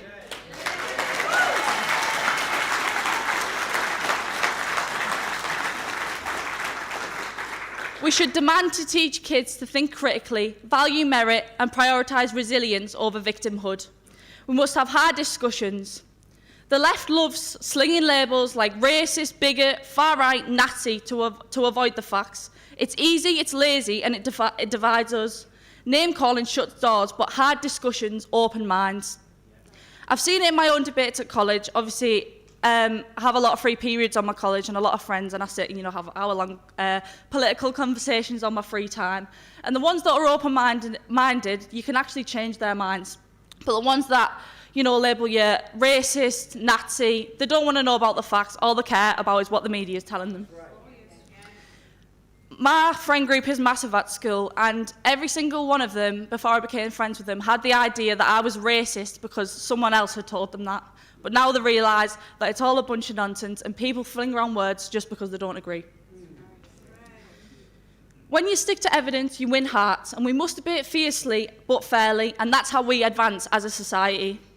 But to make all of this happen, to safeguard free speech, fix education and promote real dialogue, we must have leaders with a backbone. Ben Habib founded Advance UK this year to take on the establishment betrayals. After standing strong on Brexit, he's building a party that puts Britain first, ending illegal immigration, slashing taxes and crushing cancel culture. Advance UK fights for absolute free speech, no more hate laws stifling debate. They'll reform schools to teach real history and critical thinking, not indoctrination. With Ben's track record of exposing EU overreach and championing workers, he's the leader to unite the right and deliver. Advance UK isn't just talk, it's action for a stronger UK. Thank you. Well done, excellent.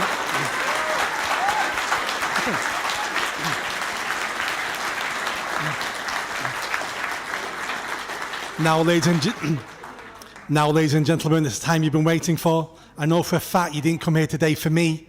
You came here for somebody else. You came here for a gentleman we all know, a gentleman we all respect, a gentleman we've been waiting to hear from all day. That gentleman is here now. A big round of applause to the leader of Advance UK, Ben Habib.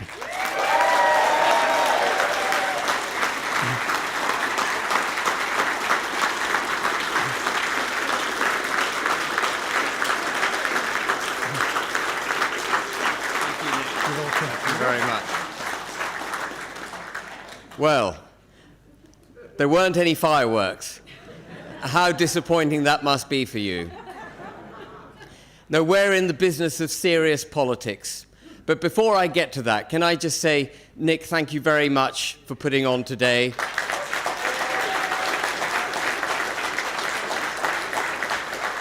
I'd like to thank Francoise for also putting on today, making it all work. The security staff who have assured, at least my security, I hope they've assured everyone else's security as well. It's a sad thing that we need them, isn't it? But they do a brave job, so thank you very much for standing between us. But thank you most of all to you, the people who've come to Manchester today, people who've come from within Manchester to this hotel, to show your support and steadfast commitment to Advance UK and this country. Because, as quaint as the idea might sound, Advance UK is not a political party which is going to be the sort of organism that promotes itself over and above and to the detriment of the country. Advance UK is going to be a new kind of political party which actually stands firmly for the country. And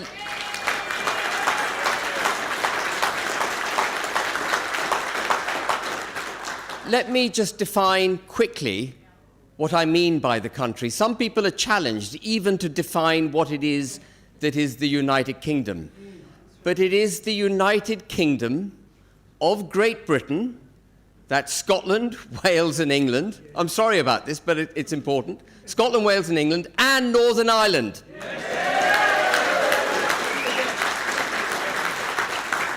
No one, no part of this country, no individual in this country is going to be thrown under a bus in the hot pursuit of power.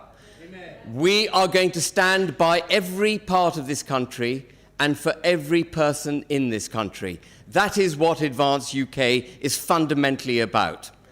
Now, when I realized that a new political force was required in this country, it was a sad moment because I thought I'd already found the political force that would save us. But sadly, that political force is slightly compromised. And I woke up one morning, I think it was in February this year, and realized, damn, I'm going to have to pick up this chalice and I'm going to have to launch a new political party, and as difficult as it sounds, I'm going to have to stand that test. And it's not what I expected to be doing in my 60th year on this planet. I'd worked pretty hard all my life, but it's something that was absolutely vital. And just to test, and perhaps secretly, if I can confide in you and the live stream, I set myself a test, perhaps partly because I wanted to see whether there was a way out of this commitment, this burden I had to carry. I set ourselves, a target of 30,000 members. And I thought, well, if I can't get to 30,000 members, well, the British people don't want me, and I'm perfectly then at liberty to retire and go and sit on a beach with a cocktail and whatever else you have on a beach. No, I didn't say that. But remarkably, we got to 30,000 members in absolute record time. We soft launched the party on the 30th of June, and we got to 30,000 members on the 6th of September. And the hurdle of 30,000 had been set as a prerequisite to apply to the Electoral Commission. So on the 8th of September, which was a day later than some other party called Advance UK also applied, some spoiler party, I wonder who initiated that little fiasco. Anyway, we applied on the 8th of September, and I'm very, very pleased to reveal today that we are no longer just a movement. We're not just a collective of people who see the danger the country's in and are going to stand firm to restore our country. I can confirm today that we are now a fully fledged political party registered.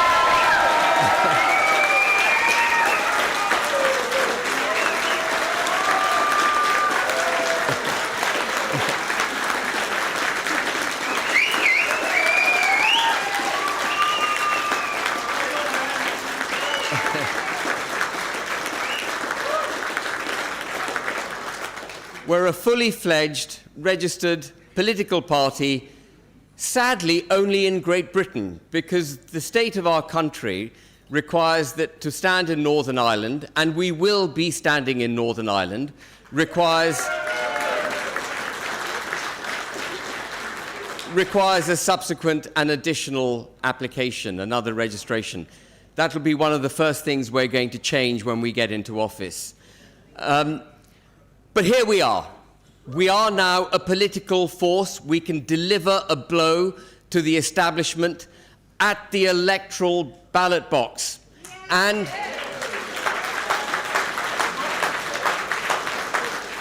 we will be delivering multiple blows.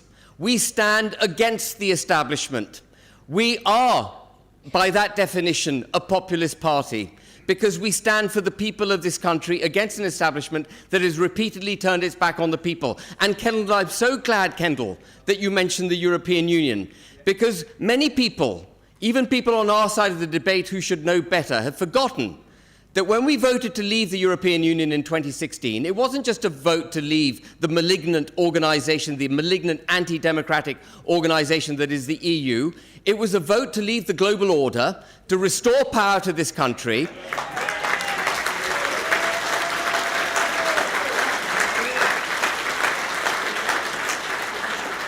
to restore power to this country, to renew our democracy, and to stand for all things British. That's what it was. And the establishment has turned its back on that repeatedly. And who in this room, this is the last thing on leaving the EU, because I know some people are wrongly Brexhausted, but who in this room, hands up if you think we've made a clean break with the EU? Not a single hand up. And we haven't. And that is something we must do if we want to restore this country.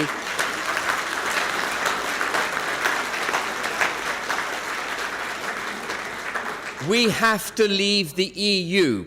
You cannot have a sovereign, democratic United Kingdom if you're subject to laws made by a foreign parliament and adjudicated by foreign courts. And we are infected with that in a number of places. That will go under an advanced UK government.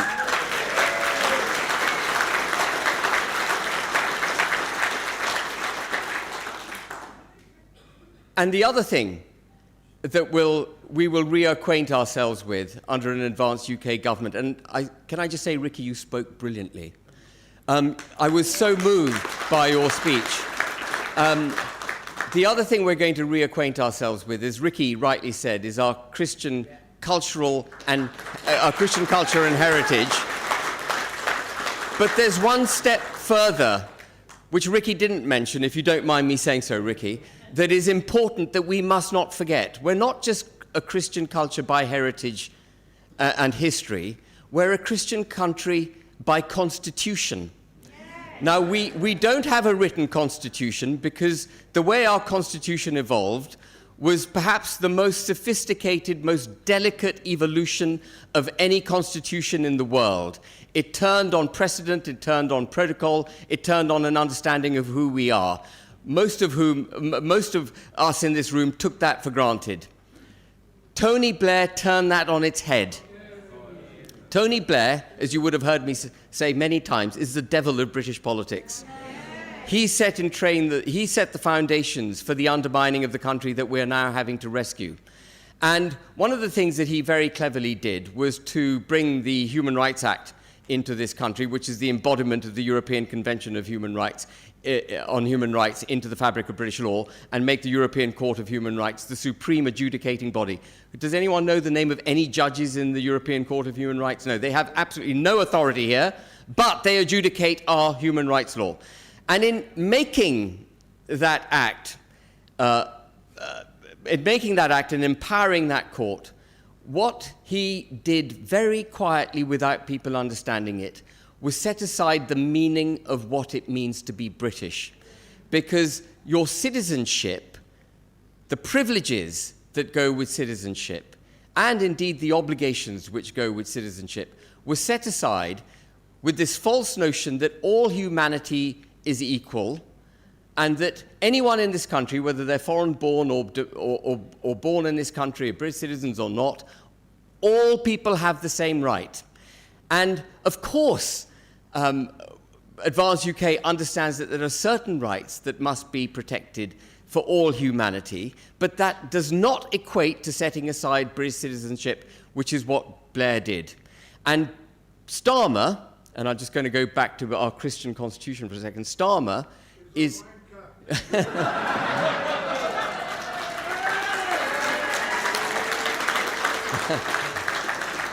I got into trouble last time I supported that. I have people saying you're confecting trouble, Ben, by saying things like that on stage. So I'm not going to repeat it, but if anyone else wants to repeat it, you're free to do so. No, the other thing that Starmer wants to do is to remove the bishopric from the House of Lords. Now, you might think this is a very esoteric point I'm bringing up, but it's not. It's absolutely fundamental. He wants to remove the bishopric from the House of Lords because he does away with our understanding that we're a British constitutional Christian country. That's why he wants to do it. And then it'll be a hop and a skip to saying constitutionally we're a multi-faith country. And once you become a multi-faith country and you don't understand what it means to be a British citizen, actually you've set the country aside completely. And that is what their aim is. That is Starmer's aim. You would have heard me say, perhaps when I used to be on GB News, I'm no longer on GB News, you would have heard me say many times that Starmer is anti-British. And some people say that's inflammatory. It isn't. It's a statement of fact.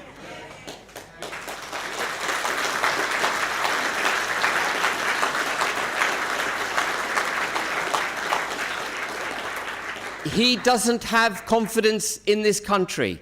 He doesn't have confidence in you. He wants to give governance entirely over to the European Union. He is resetting this already bloomin' awful deal that Boris Johnson put in place. He's resetting that to make it even worse. He's going to hand over more power to Brussels. He's already signed us up to their sanitary and phytosanitary standards, to their carbon taxing system.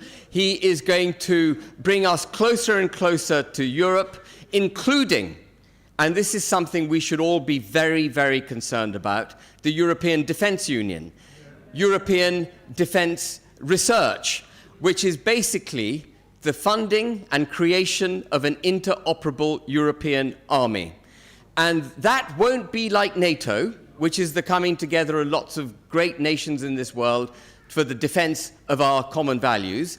That will be an army under the direction of Brussels, controlled by Brussels because of interoperability. No single member state will be able to exercise total control over its military ever again. It'll be through this, the military will be bound by this interoperability controlled by Brussels. If you don't have a military and you're subject to foreign laws and you're subject to foreign courts, you don't understand what British citizenship is, you've turned your back on our constitutional Christian roots, what are we? We're nothing. And Advance stands against all of that. And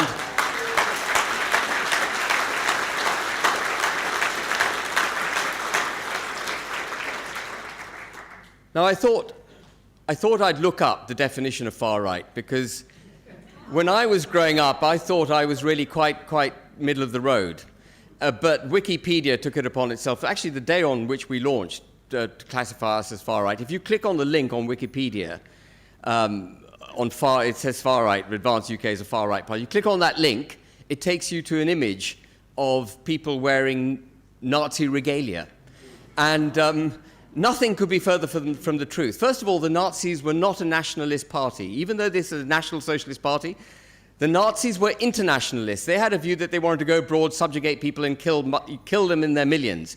It may surprise you to know Advance UK is not that kind of party. We care deeply about this country. We care deeply about our borders. We have no aspiration to go abroad and do anything, frankly. Right now, it's all about this country. But I went beyond Wiki, and I thought I'd have a look at the government website to see what far-right terrorism is, because apparently people who protest after young, innocent British girls are killed, if people protest against that sort of thing, they're classified as far-right. So I wanted to know what that meant. Far-right terrorism on the government website is defined as those who promote far-right ideologies through violence. That makes sense because that's what the definition of terrorism is. Then it goes on to define what far-right ideologies are, and they include white supremacy, agreed, that's pretty far-right, ethno-nationalism, which you touched on, Rikki, and we eschew ethno-nationalism. But there's a third category that it includes on the government website, which is cultural nationalism.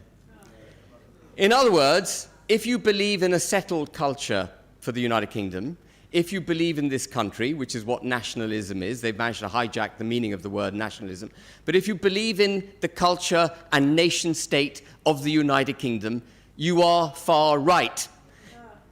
That is how bad it is. You are informed by the government of this country, an anti-British government, that if you believe in this country, you're far right. That is absolutely abominable. The task we have, ladies and gentlemen, is vast.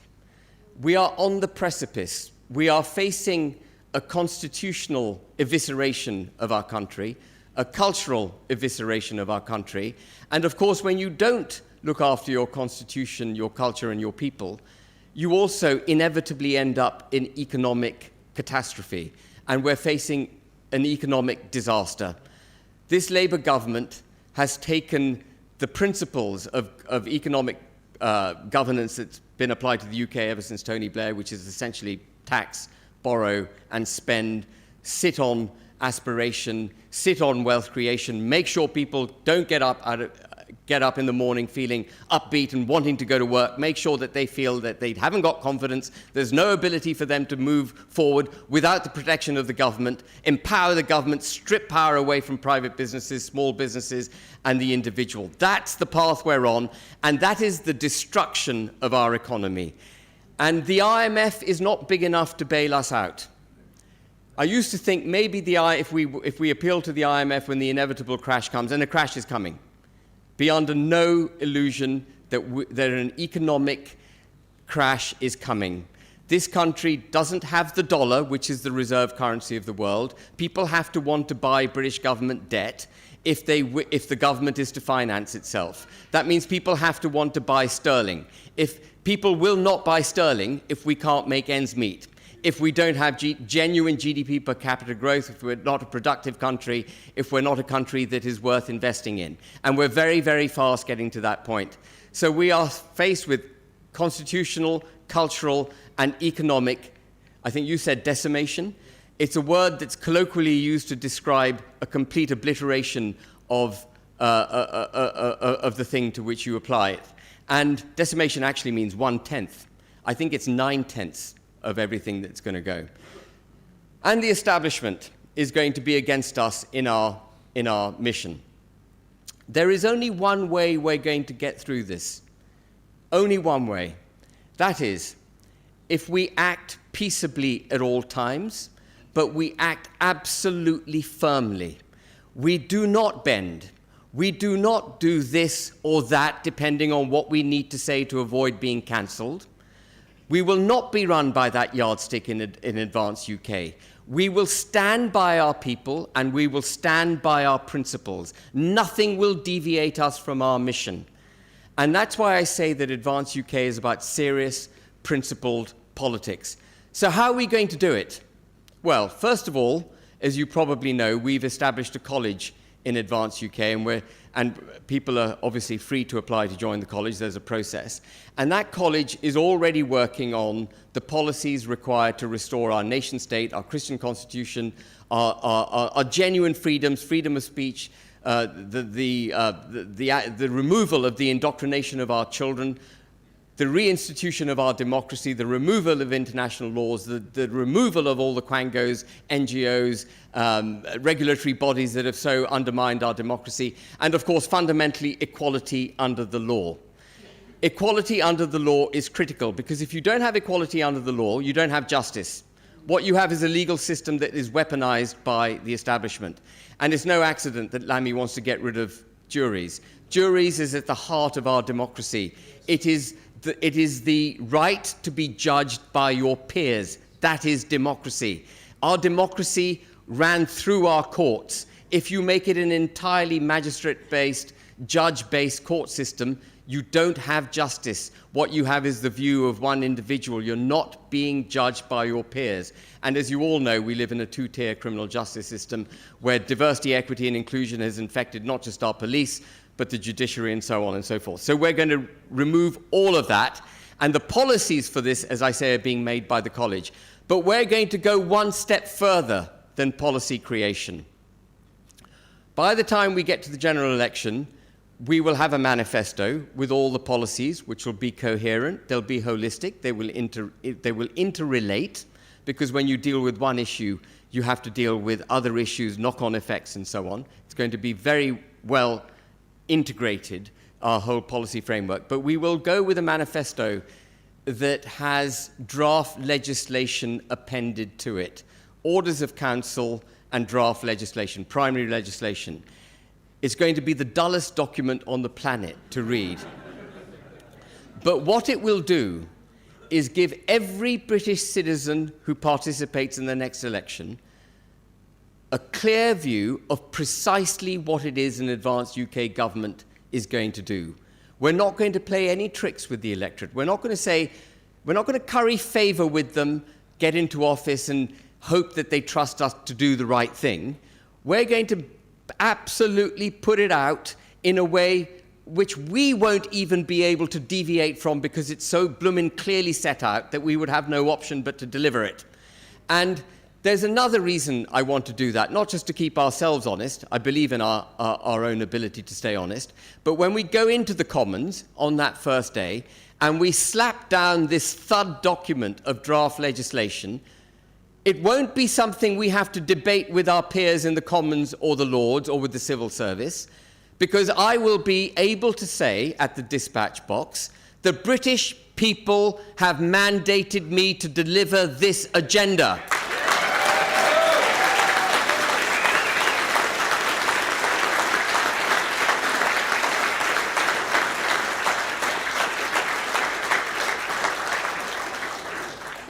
I will have the democratic mandate. We will have a democratic mandate.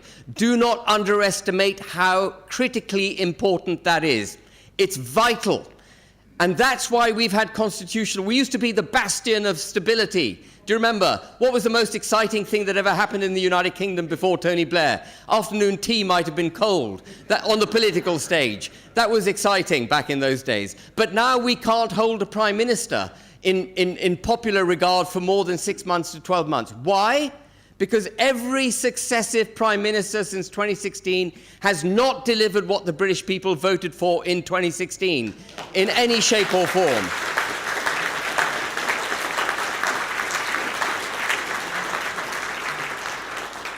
And the first cabinet that we have, and this is critical, it's not just about policies and about draft legislation. The people who comprise the first cabinet have to be absolutely first-class people. They have to, each of them has to be a Hercules. Each of them has to be capable of marshalling, identifying the problems, marshalling the arguments against the problems, revealing the solutions for the problems, and then fearlessly delivering those solutions, not just at the dispatch box or on the telly or on social media, but to the civil servants, to the House of Lords, to anyone they have to cross swords with. They have to be first-class people. And we will deliver a first-class cabinet, because I am not in it for me. I am here reluctantly carrying a burden. I am in it for the country. And I want every great person who similarly believes in this country to put their names forward. Come out, now that we're a fully fledged political party,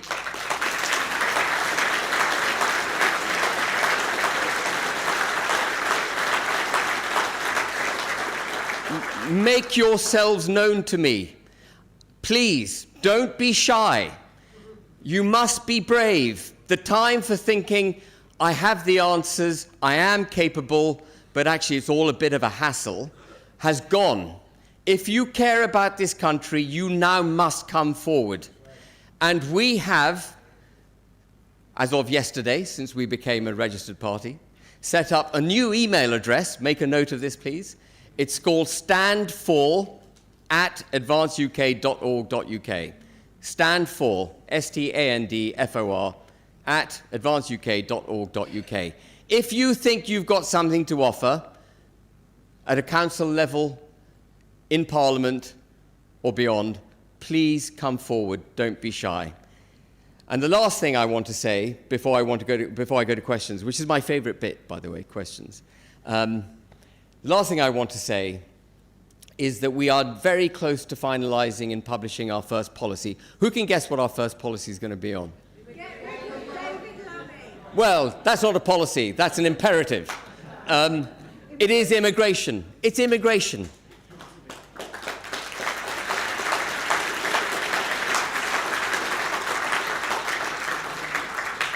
And as Rikki so brilliantly articulated, there is not a single government in the last 30 years that had a mandate for mass migration. Did you ever see a manifesto which said, we're going to take our borders down, we're going to let in millions of people legally, and we're going to let in actually millions of people illegally as well. And then they're going to come to this country, we're going to welcome them with open arms, we're going to kick our veterans out of their accommodation, we're going to kick our cadets out of their accommodation. We're going to house these people who come to our country in four-star hotels in our former military establishments. We're going to give them free dental care, free NHS, cash in their pockets, free food. Where did we vote for that? So that is our first policy, and I hope that will be announced soon. Now, questions and answers. Nick, is this a good time for that? Yeah. How do you want to do it? I think we're going to sit down and mic people up. Yeah, okay.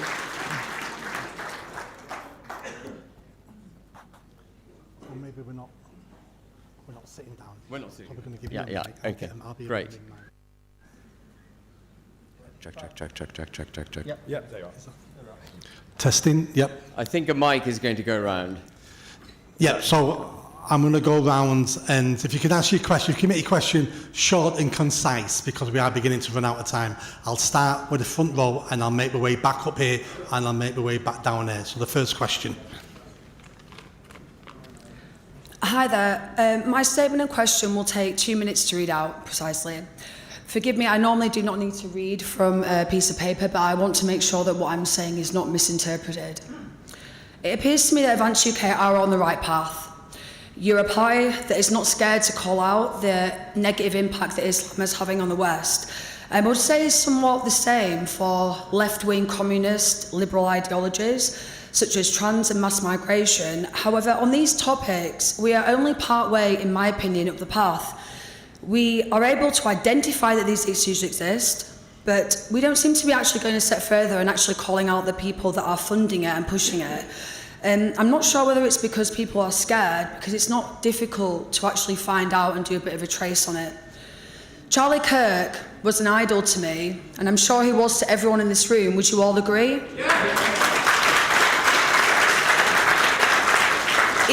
He had an open mind, and likewise he led me to open mine as well. And I would like to paraphrase a quote that he said to me not long before he was murdered.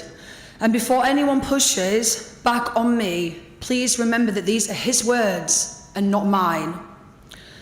Jewish donors have been the #1 funding mechanism of radical, open border, neoliberal, quasi-Marxist policies, cultural institutions and non-profits. This is a beast created by secular Jews. Jewish donors have a lot of explaining and decoupling to do. It's the movies and Hollywood, it's everything. Many people on the right, like you in this room, will feel enlightened because they have discovered some of the horrible content in the Quran and the Hadiths.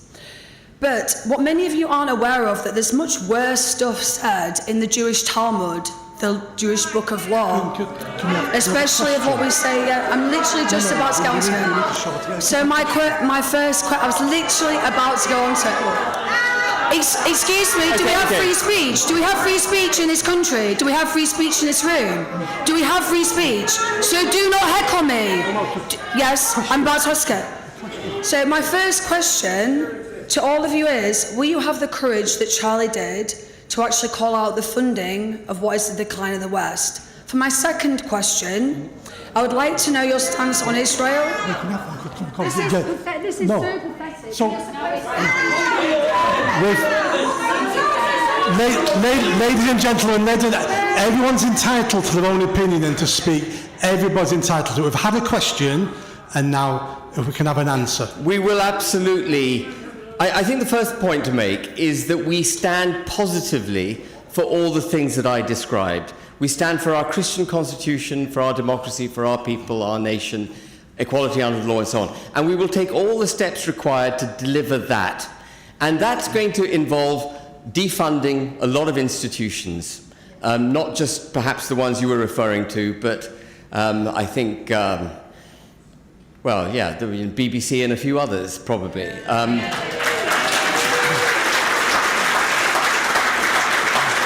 A lot of the money which comes to these far left institutions that are undermining our democracy actually comes from the government. So we can switch that tap off straight away. And next, and we could have the questions concise and short. We've got lots of hands going up. First of all, thank you, Ben, for replying to my Facebook message the other day regards the broadcasting skills. Thank you very much. It's important. I've come from Wales today, so what are you going to do to help us in Wales? Because Plaid Cymru are now allowing or wanting to allow various people across the border to come into Wales, where when I was a lad, we were all about sustaining Wales, Welsh language and Welsh culture. Now Rhyn ap Iorwerth says it's an internationalist country. Unbelievable, really. Well, as I said, we stand for every part of the United Kingdom. We stand for the United Kingdom in all its parts and for all its people, and we stand obviously for the Welsh people. I think one of the things that has gone a little wrong in the past is that our friendly kinship squabbles, if I can call them that, between England, Scotland, Wales and Northern Ireland, have enabled people like Tony Blair to give devolution a momentum. He claimed that devolution would actually settle our family squabbles. What he did was create a platform for separatists. And one thing, it has to be very delicately handled, but Advance UK stands firmly against devolution. We are one country. And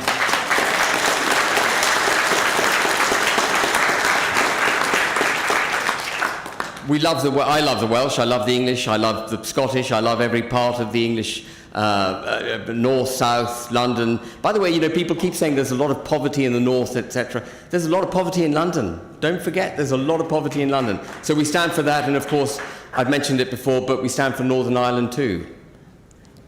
Thank you. Thank you.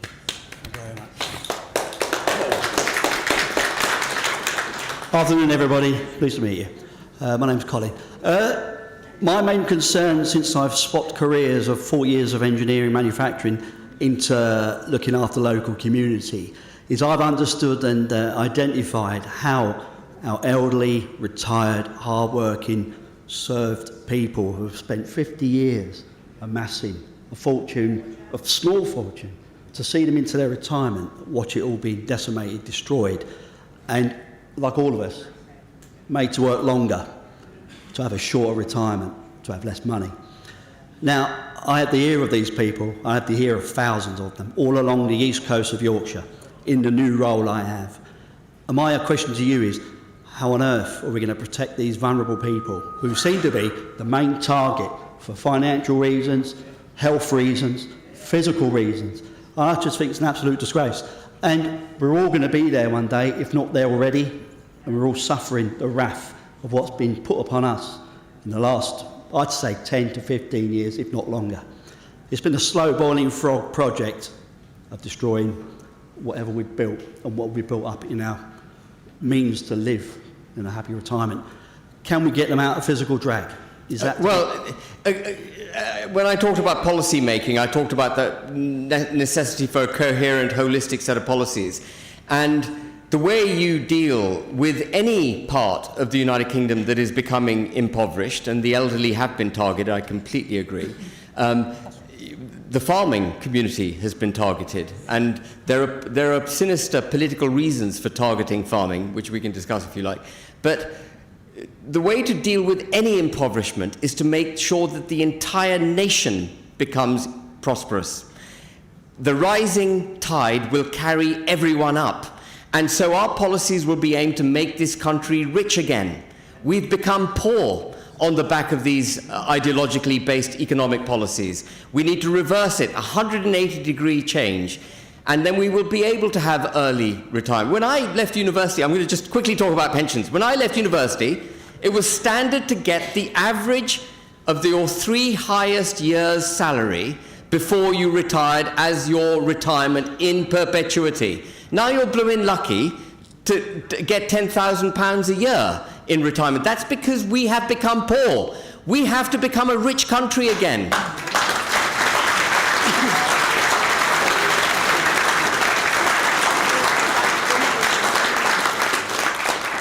Nice one for putting this event on for us, Ben. My main question was, I support this part of your movement mainly because of this cancel culture, what we're dealing with constantly. I mean, even we should allow everybody to have a fair say and stuff. I work in the hospital, not to preach about my story, but I've been suspended now for 7 months just because I don't agree with this trans ideology. And apparently, apparently I support Raze, if you know that guy. Because of supporting him, I am now deemed a far-right propagandist. I'm also on Prevent's terrorist watch list now because of this stuff. And like I say, I'm like hiding rice in my bedroom.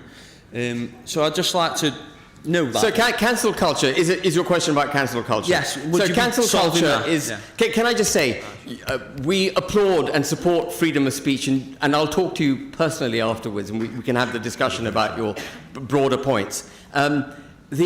Cancel culture is the weapon that's used to shut down freedom of speech. And anyone who takes the knee to cancel culture in the pursuit of being socially acceptable is actually perpetuating cancel culture. There are a few people that come to mind who should know better. And so we stand firmly against cancel culture. That doesn't mean anyone has a free pass to incite violence or to incite violence, break the law, or do anything that is genuinely extreme. But cancel culture, just because you don't believe in what the government is pushing down your throat, does not mean you should be cancelled from civil society. And there have been so many good people. I had my first podcast, I don't know if you followed Fearless. Can I put a plug out there for Fearless? On my first podcast, I had, I think, perhaps one of the biggest brains in the United Kingdom, a guy called David Starkey on. And he'd been cancelled. He'd been cancelled. So we're all prone to it. Advance UK stands firmly against cancel culture because we stand for freedom of speech.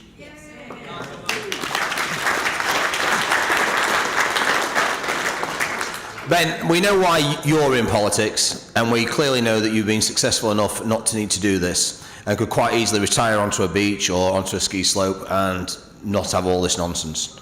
However, what does your wife and your children think about this? It's clearly because of the pushback they would get from that. Not from the time that you spend away from them, but they will also be getting pushback, like how I'm seeing. I'm not too worried about people on the street. I'm not worried about friends, what they think about what I think. But obviously, my missus and my children matter to me more than anything else in the world. The truth is, lots of people say that, like I've said to lots of people before. They say they would die for their children. The truth is, most people wouldn't. Most people would not even stand up and upset the people around them to stand up for their children. That is the reality. So you clearly do not need to do this. Yeah, so the answer to your question is very simple. My children, I have the great good fortune of my children having more or less grown up. And I don't need to worry about making ends meet. People often say to me, and the security for which, again, I just say I'm grateful, but people often say to me, Ben, my mum texts me all the time. She says, Ben, you've got to be really careful. The more noise you make, the more they're going to target you. There could be physical targets. And my answer to that, at least in my head, is I don't really care. Target me.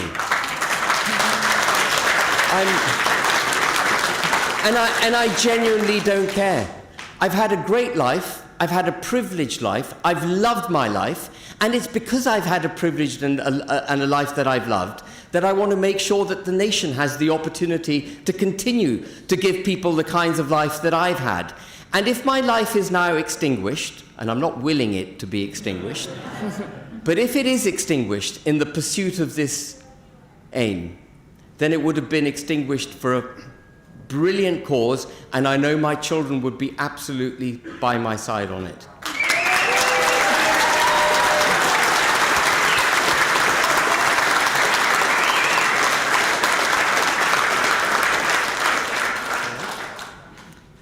Hi. As a veteran, I was very lucky 10 years ago when I got homeless to be put to the top of the list.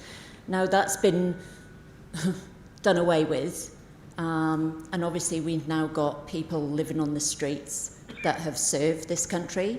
What will you do for those people that have obviously fallen by the wayside?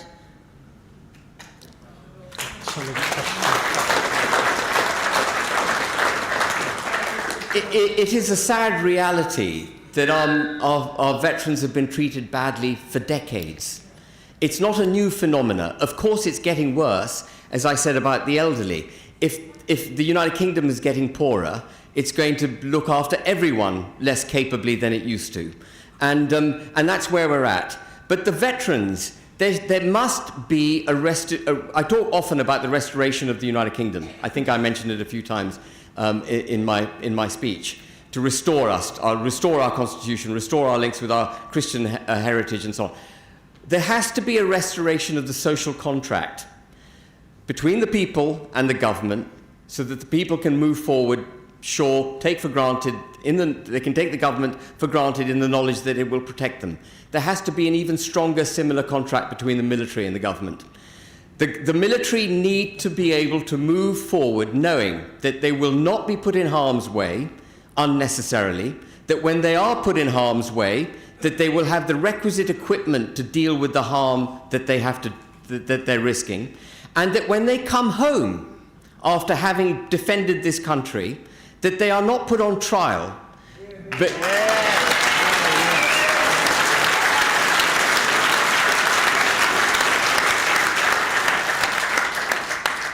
at the heart, by the way, of putting our military on trial is the Human Rights Act. They go abroad, they have to do stuff that none of us would wish to do, most of us are incapable of doing. Then they come home and they get arrested and put on trial. That is absolutely unacceptable.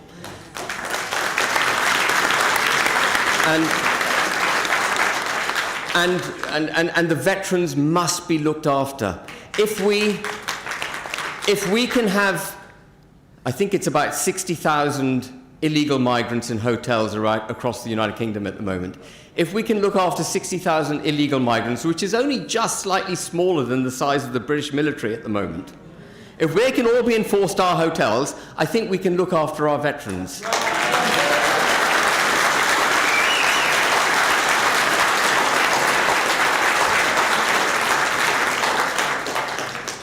Ben, I'm an old guy that's come out of retirement to protect my children and my grandchildren. I joined Reform and it was a complete load of rubbish. I joined Advance as soon as you set up for members. And I've been pushing with Advance ever since to start doing something within the Walsall area. We're still waiting for the branches to be set up. I'm so glad you brought this up. And this is the problem with speaking without notes. I meant to talk about our regional network, and so you've given me the opportunity to do it. We've been building the party in a very methodical fashion. The first thing that came was the Constitution, the 30,000 members, the Electoral Commission registration. And it's important to do things methodically, because if you don't, you end up a bit like an army that's overextended in battle and hasn't sorted out its logistics. We will not be that kind of party. We are now building our regional network.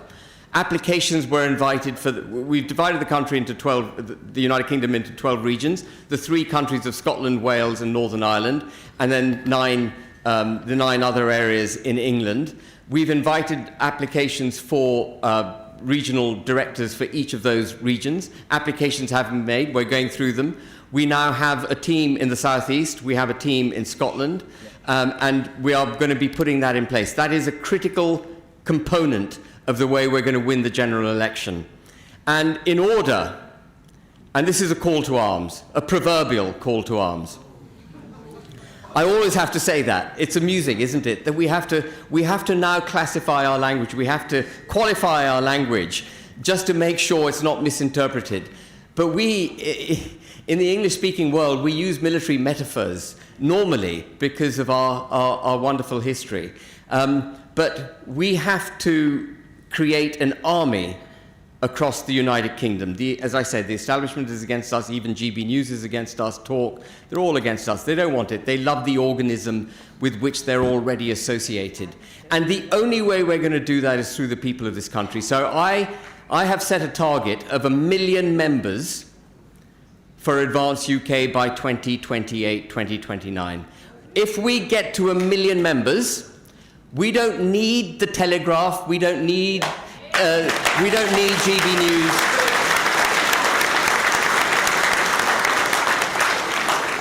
We'll win the next general election. So the task of everyone, if I may say so, the call to arms is this.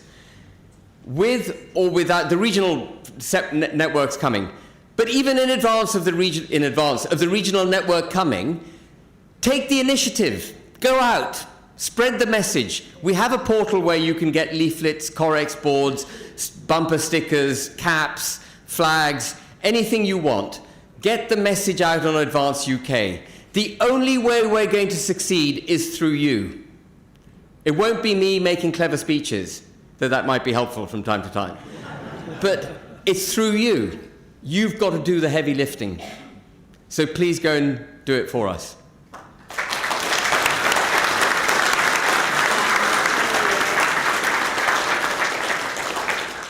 Hello Ben, thank you very much for having us all. My question is about Rupert Lowe and his Restore Britain movement. I know you two are very well aligned.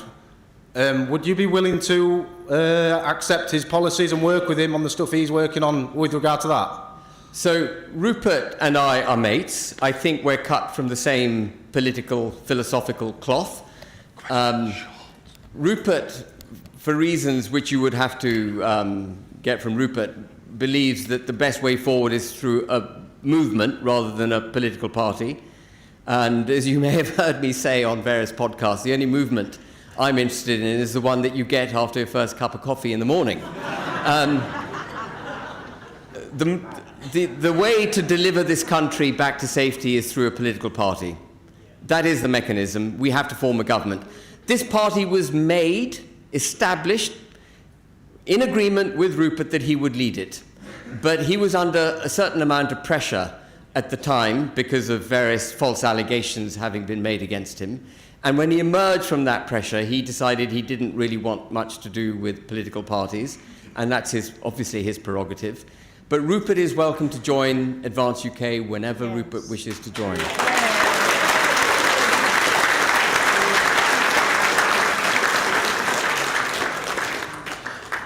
Ben, my key concern is the national security of this country. Those that have arrived on votes in the last few years now surpass our standing British Army. How are you going to deal with that? Thank you.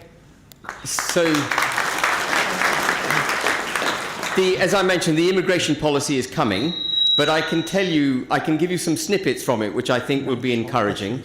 The first is that every single illegal migrant in the United Kingdom, every single one, women and children included, are going to be detained, held under lock and key, and deported. They broke the law.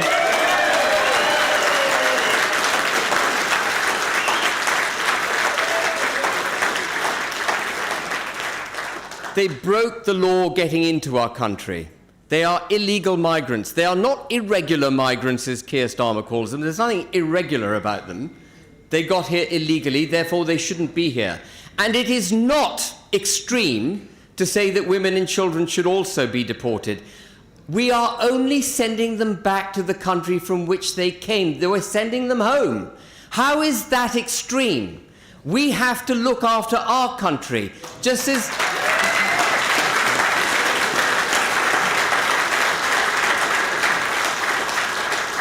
So every illegal migrant will be detained and deported, and we will take all the changes in constitution set up required. We'll make all the changes in our constitution required to ensure that we can do that, all of them. And of course, the ECHR will be ditched, as will the Human Rights Act. We will. Can I just say? I just want to finish because it's so exciting talking about this. We are also going to reverse anyone who's been granted indefinite leave to remain.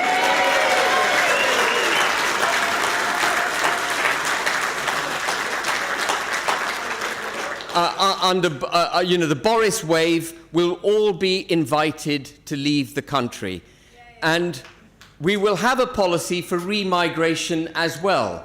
Consensual repatriation of people again to their home countries.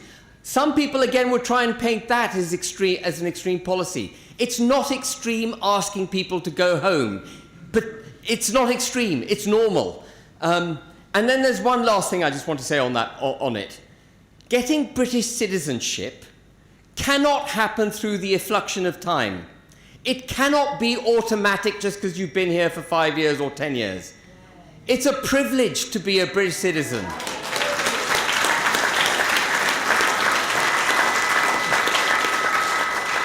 And the first thing we will do is abolish indefinite leave to remain, as I mentioned, but also absolutely stop the granting of British citizenship to anyone until we have sorted out our own problems.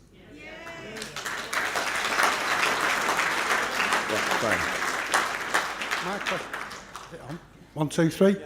So my question is, what are your current thoughts regarding sorting adult social care out, which is on its knees, and that is a rescue partner for the NHS, and will Advance, as all governments have done, carry on robbing older people through care and residential charges?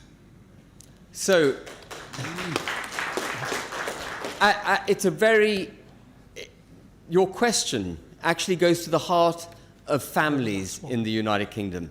In the pursuit of economic prosperity, the false pursuit, the way it's been pursued has been false. In the pursuit of economic prosperity in this country, successive governments have made policies that have broken the families in this country. So, for example, I was absolutely horrified to see Jeremy Hunt in his first and only and last budget, I think he was only Chancellor for one budget, produce yet another spending spree I'm not talking about social care, but childcare. And he had a policy to give mothers who had children as young as 9 months support to put their child into childcare so that they could go to work. Why would you drive a mother away from her child when the child is only 9 months old? And the same is happening at the other end of the age spectrum. Instead of enriching this country, instead of renewing our sense of family, which goes hand in hand with our Christian culture, family is at the heart of our Christian culture. Instead of doing that, we've pursued, as I say, this false kind of economic gain, setting it all aside, encouraging both partners in a relationship into the workplace, making it extremely difficult once they're in the workplace for them to earn the requisite amount of money so that they can afford to have children, stripping their children away from them at younger and younger ages. And what happens if the state takes control of your children at a young age, particularly if you have a state that's minded to indoctrinate them? You end up with children being brought up by the state, not by families, and they themselves don't have the understanding of the importance of a family and having one when they grow up. They are breaking up the country through those kinds of policies. And it absolutely is the same with the care for the elderly. The elderly are now seen by the government as expendable. We have an aging population. They justify mass immigration on the fact that we've got an aging population. We are economically poorer and poorer, and they want to get rid of the elderly. Why do you think we've got the assisted dying bill going through Parliament? They're justifying it on all sorts of, oh, well, you know, there are some people, and as there are, some people who are suffering great distress, being vulnerable, old, ill, and they may wish to leave this life. And that's how they're justifying it. But and originally, you needed a judicial ruling to be able to be put to death effectively by the NHS. Can you imagine the NHS is going to be empowered to put people to death? This is very, very wrong. But we used to have, when the bill was first drafted, it included a requirement for a judicial ruling. Now you just need 2 doctors signing off on it, and they can put the individual down. And if you don't think that will be abused, you are very, very stupid.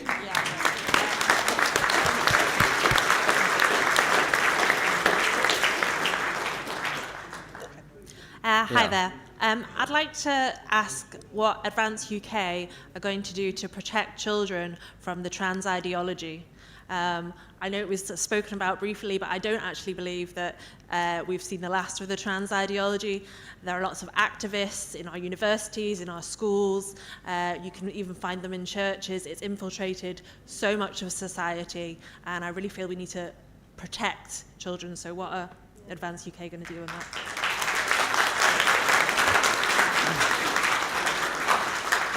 So the first thing that has to happen is that the regulatory and legal framework that creates the requirement for institutions, private enterprises, the public sector, the armed forces, and so on, to practice diversity, equity, and inclusion, that legal and regulatory framework needs to be dissolved. It needs to be reversed. When that is reversed, then the notion that those in our society who are from minority ethnicities, minority religious beliefs, transgender, and so on, the notion that they should be not just protected, but promoted and celebrated is removed. And right now, we live in a society, we live in a multicultural society, where transgender ideology is on the same pedestal as we've put all the different cultures we've imported to this country, and we're promoting it, and we're celebrating transgender ideology. We've come to the conclusion that the organism of the United Kingdom under a malign government has come to the conclusion that actually the promotion of changing your sex is somehow nice, it's kind, it's what we should all sympathize with. This is what some people might regard as suicidal empathy, because it is deeply, deeply damaging. And it's not just transgender nonsense that's being taught to our children. They're also being taught that if they're white, they're privileged. If they don't recognize that privilege, they're racist. They're being taught that, and you would have heard me say this as well in the past, that our forefathers all made their money through the slave trade. No, that's not true. You know, we actually stopped the slave trade in this country. The first...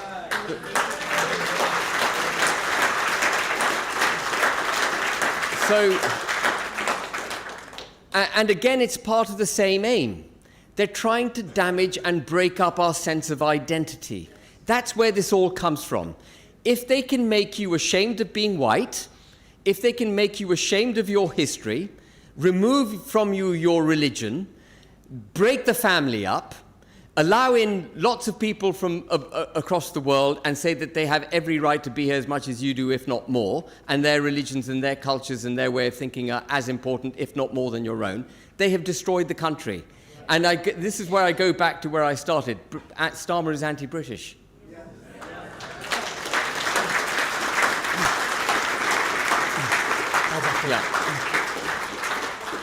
Ladies and gentlemen, we've come to the end. I've tried to extend the time as much as we possibly can, but people have to leave. So before we leave, I'd like to thank all our speakers today, especially Ben, and if we could show them all our respect with huge applause. Thank you, everybody.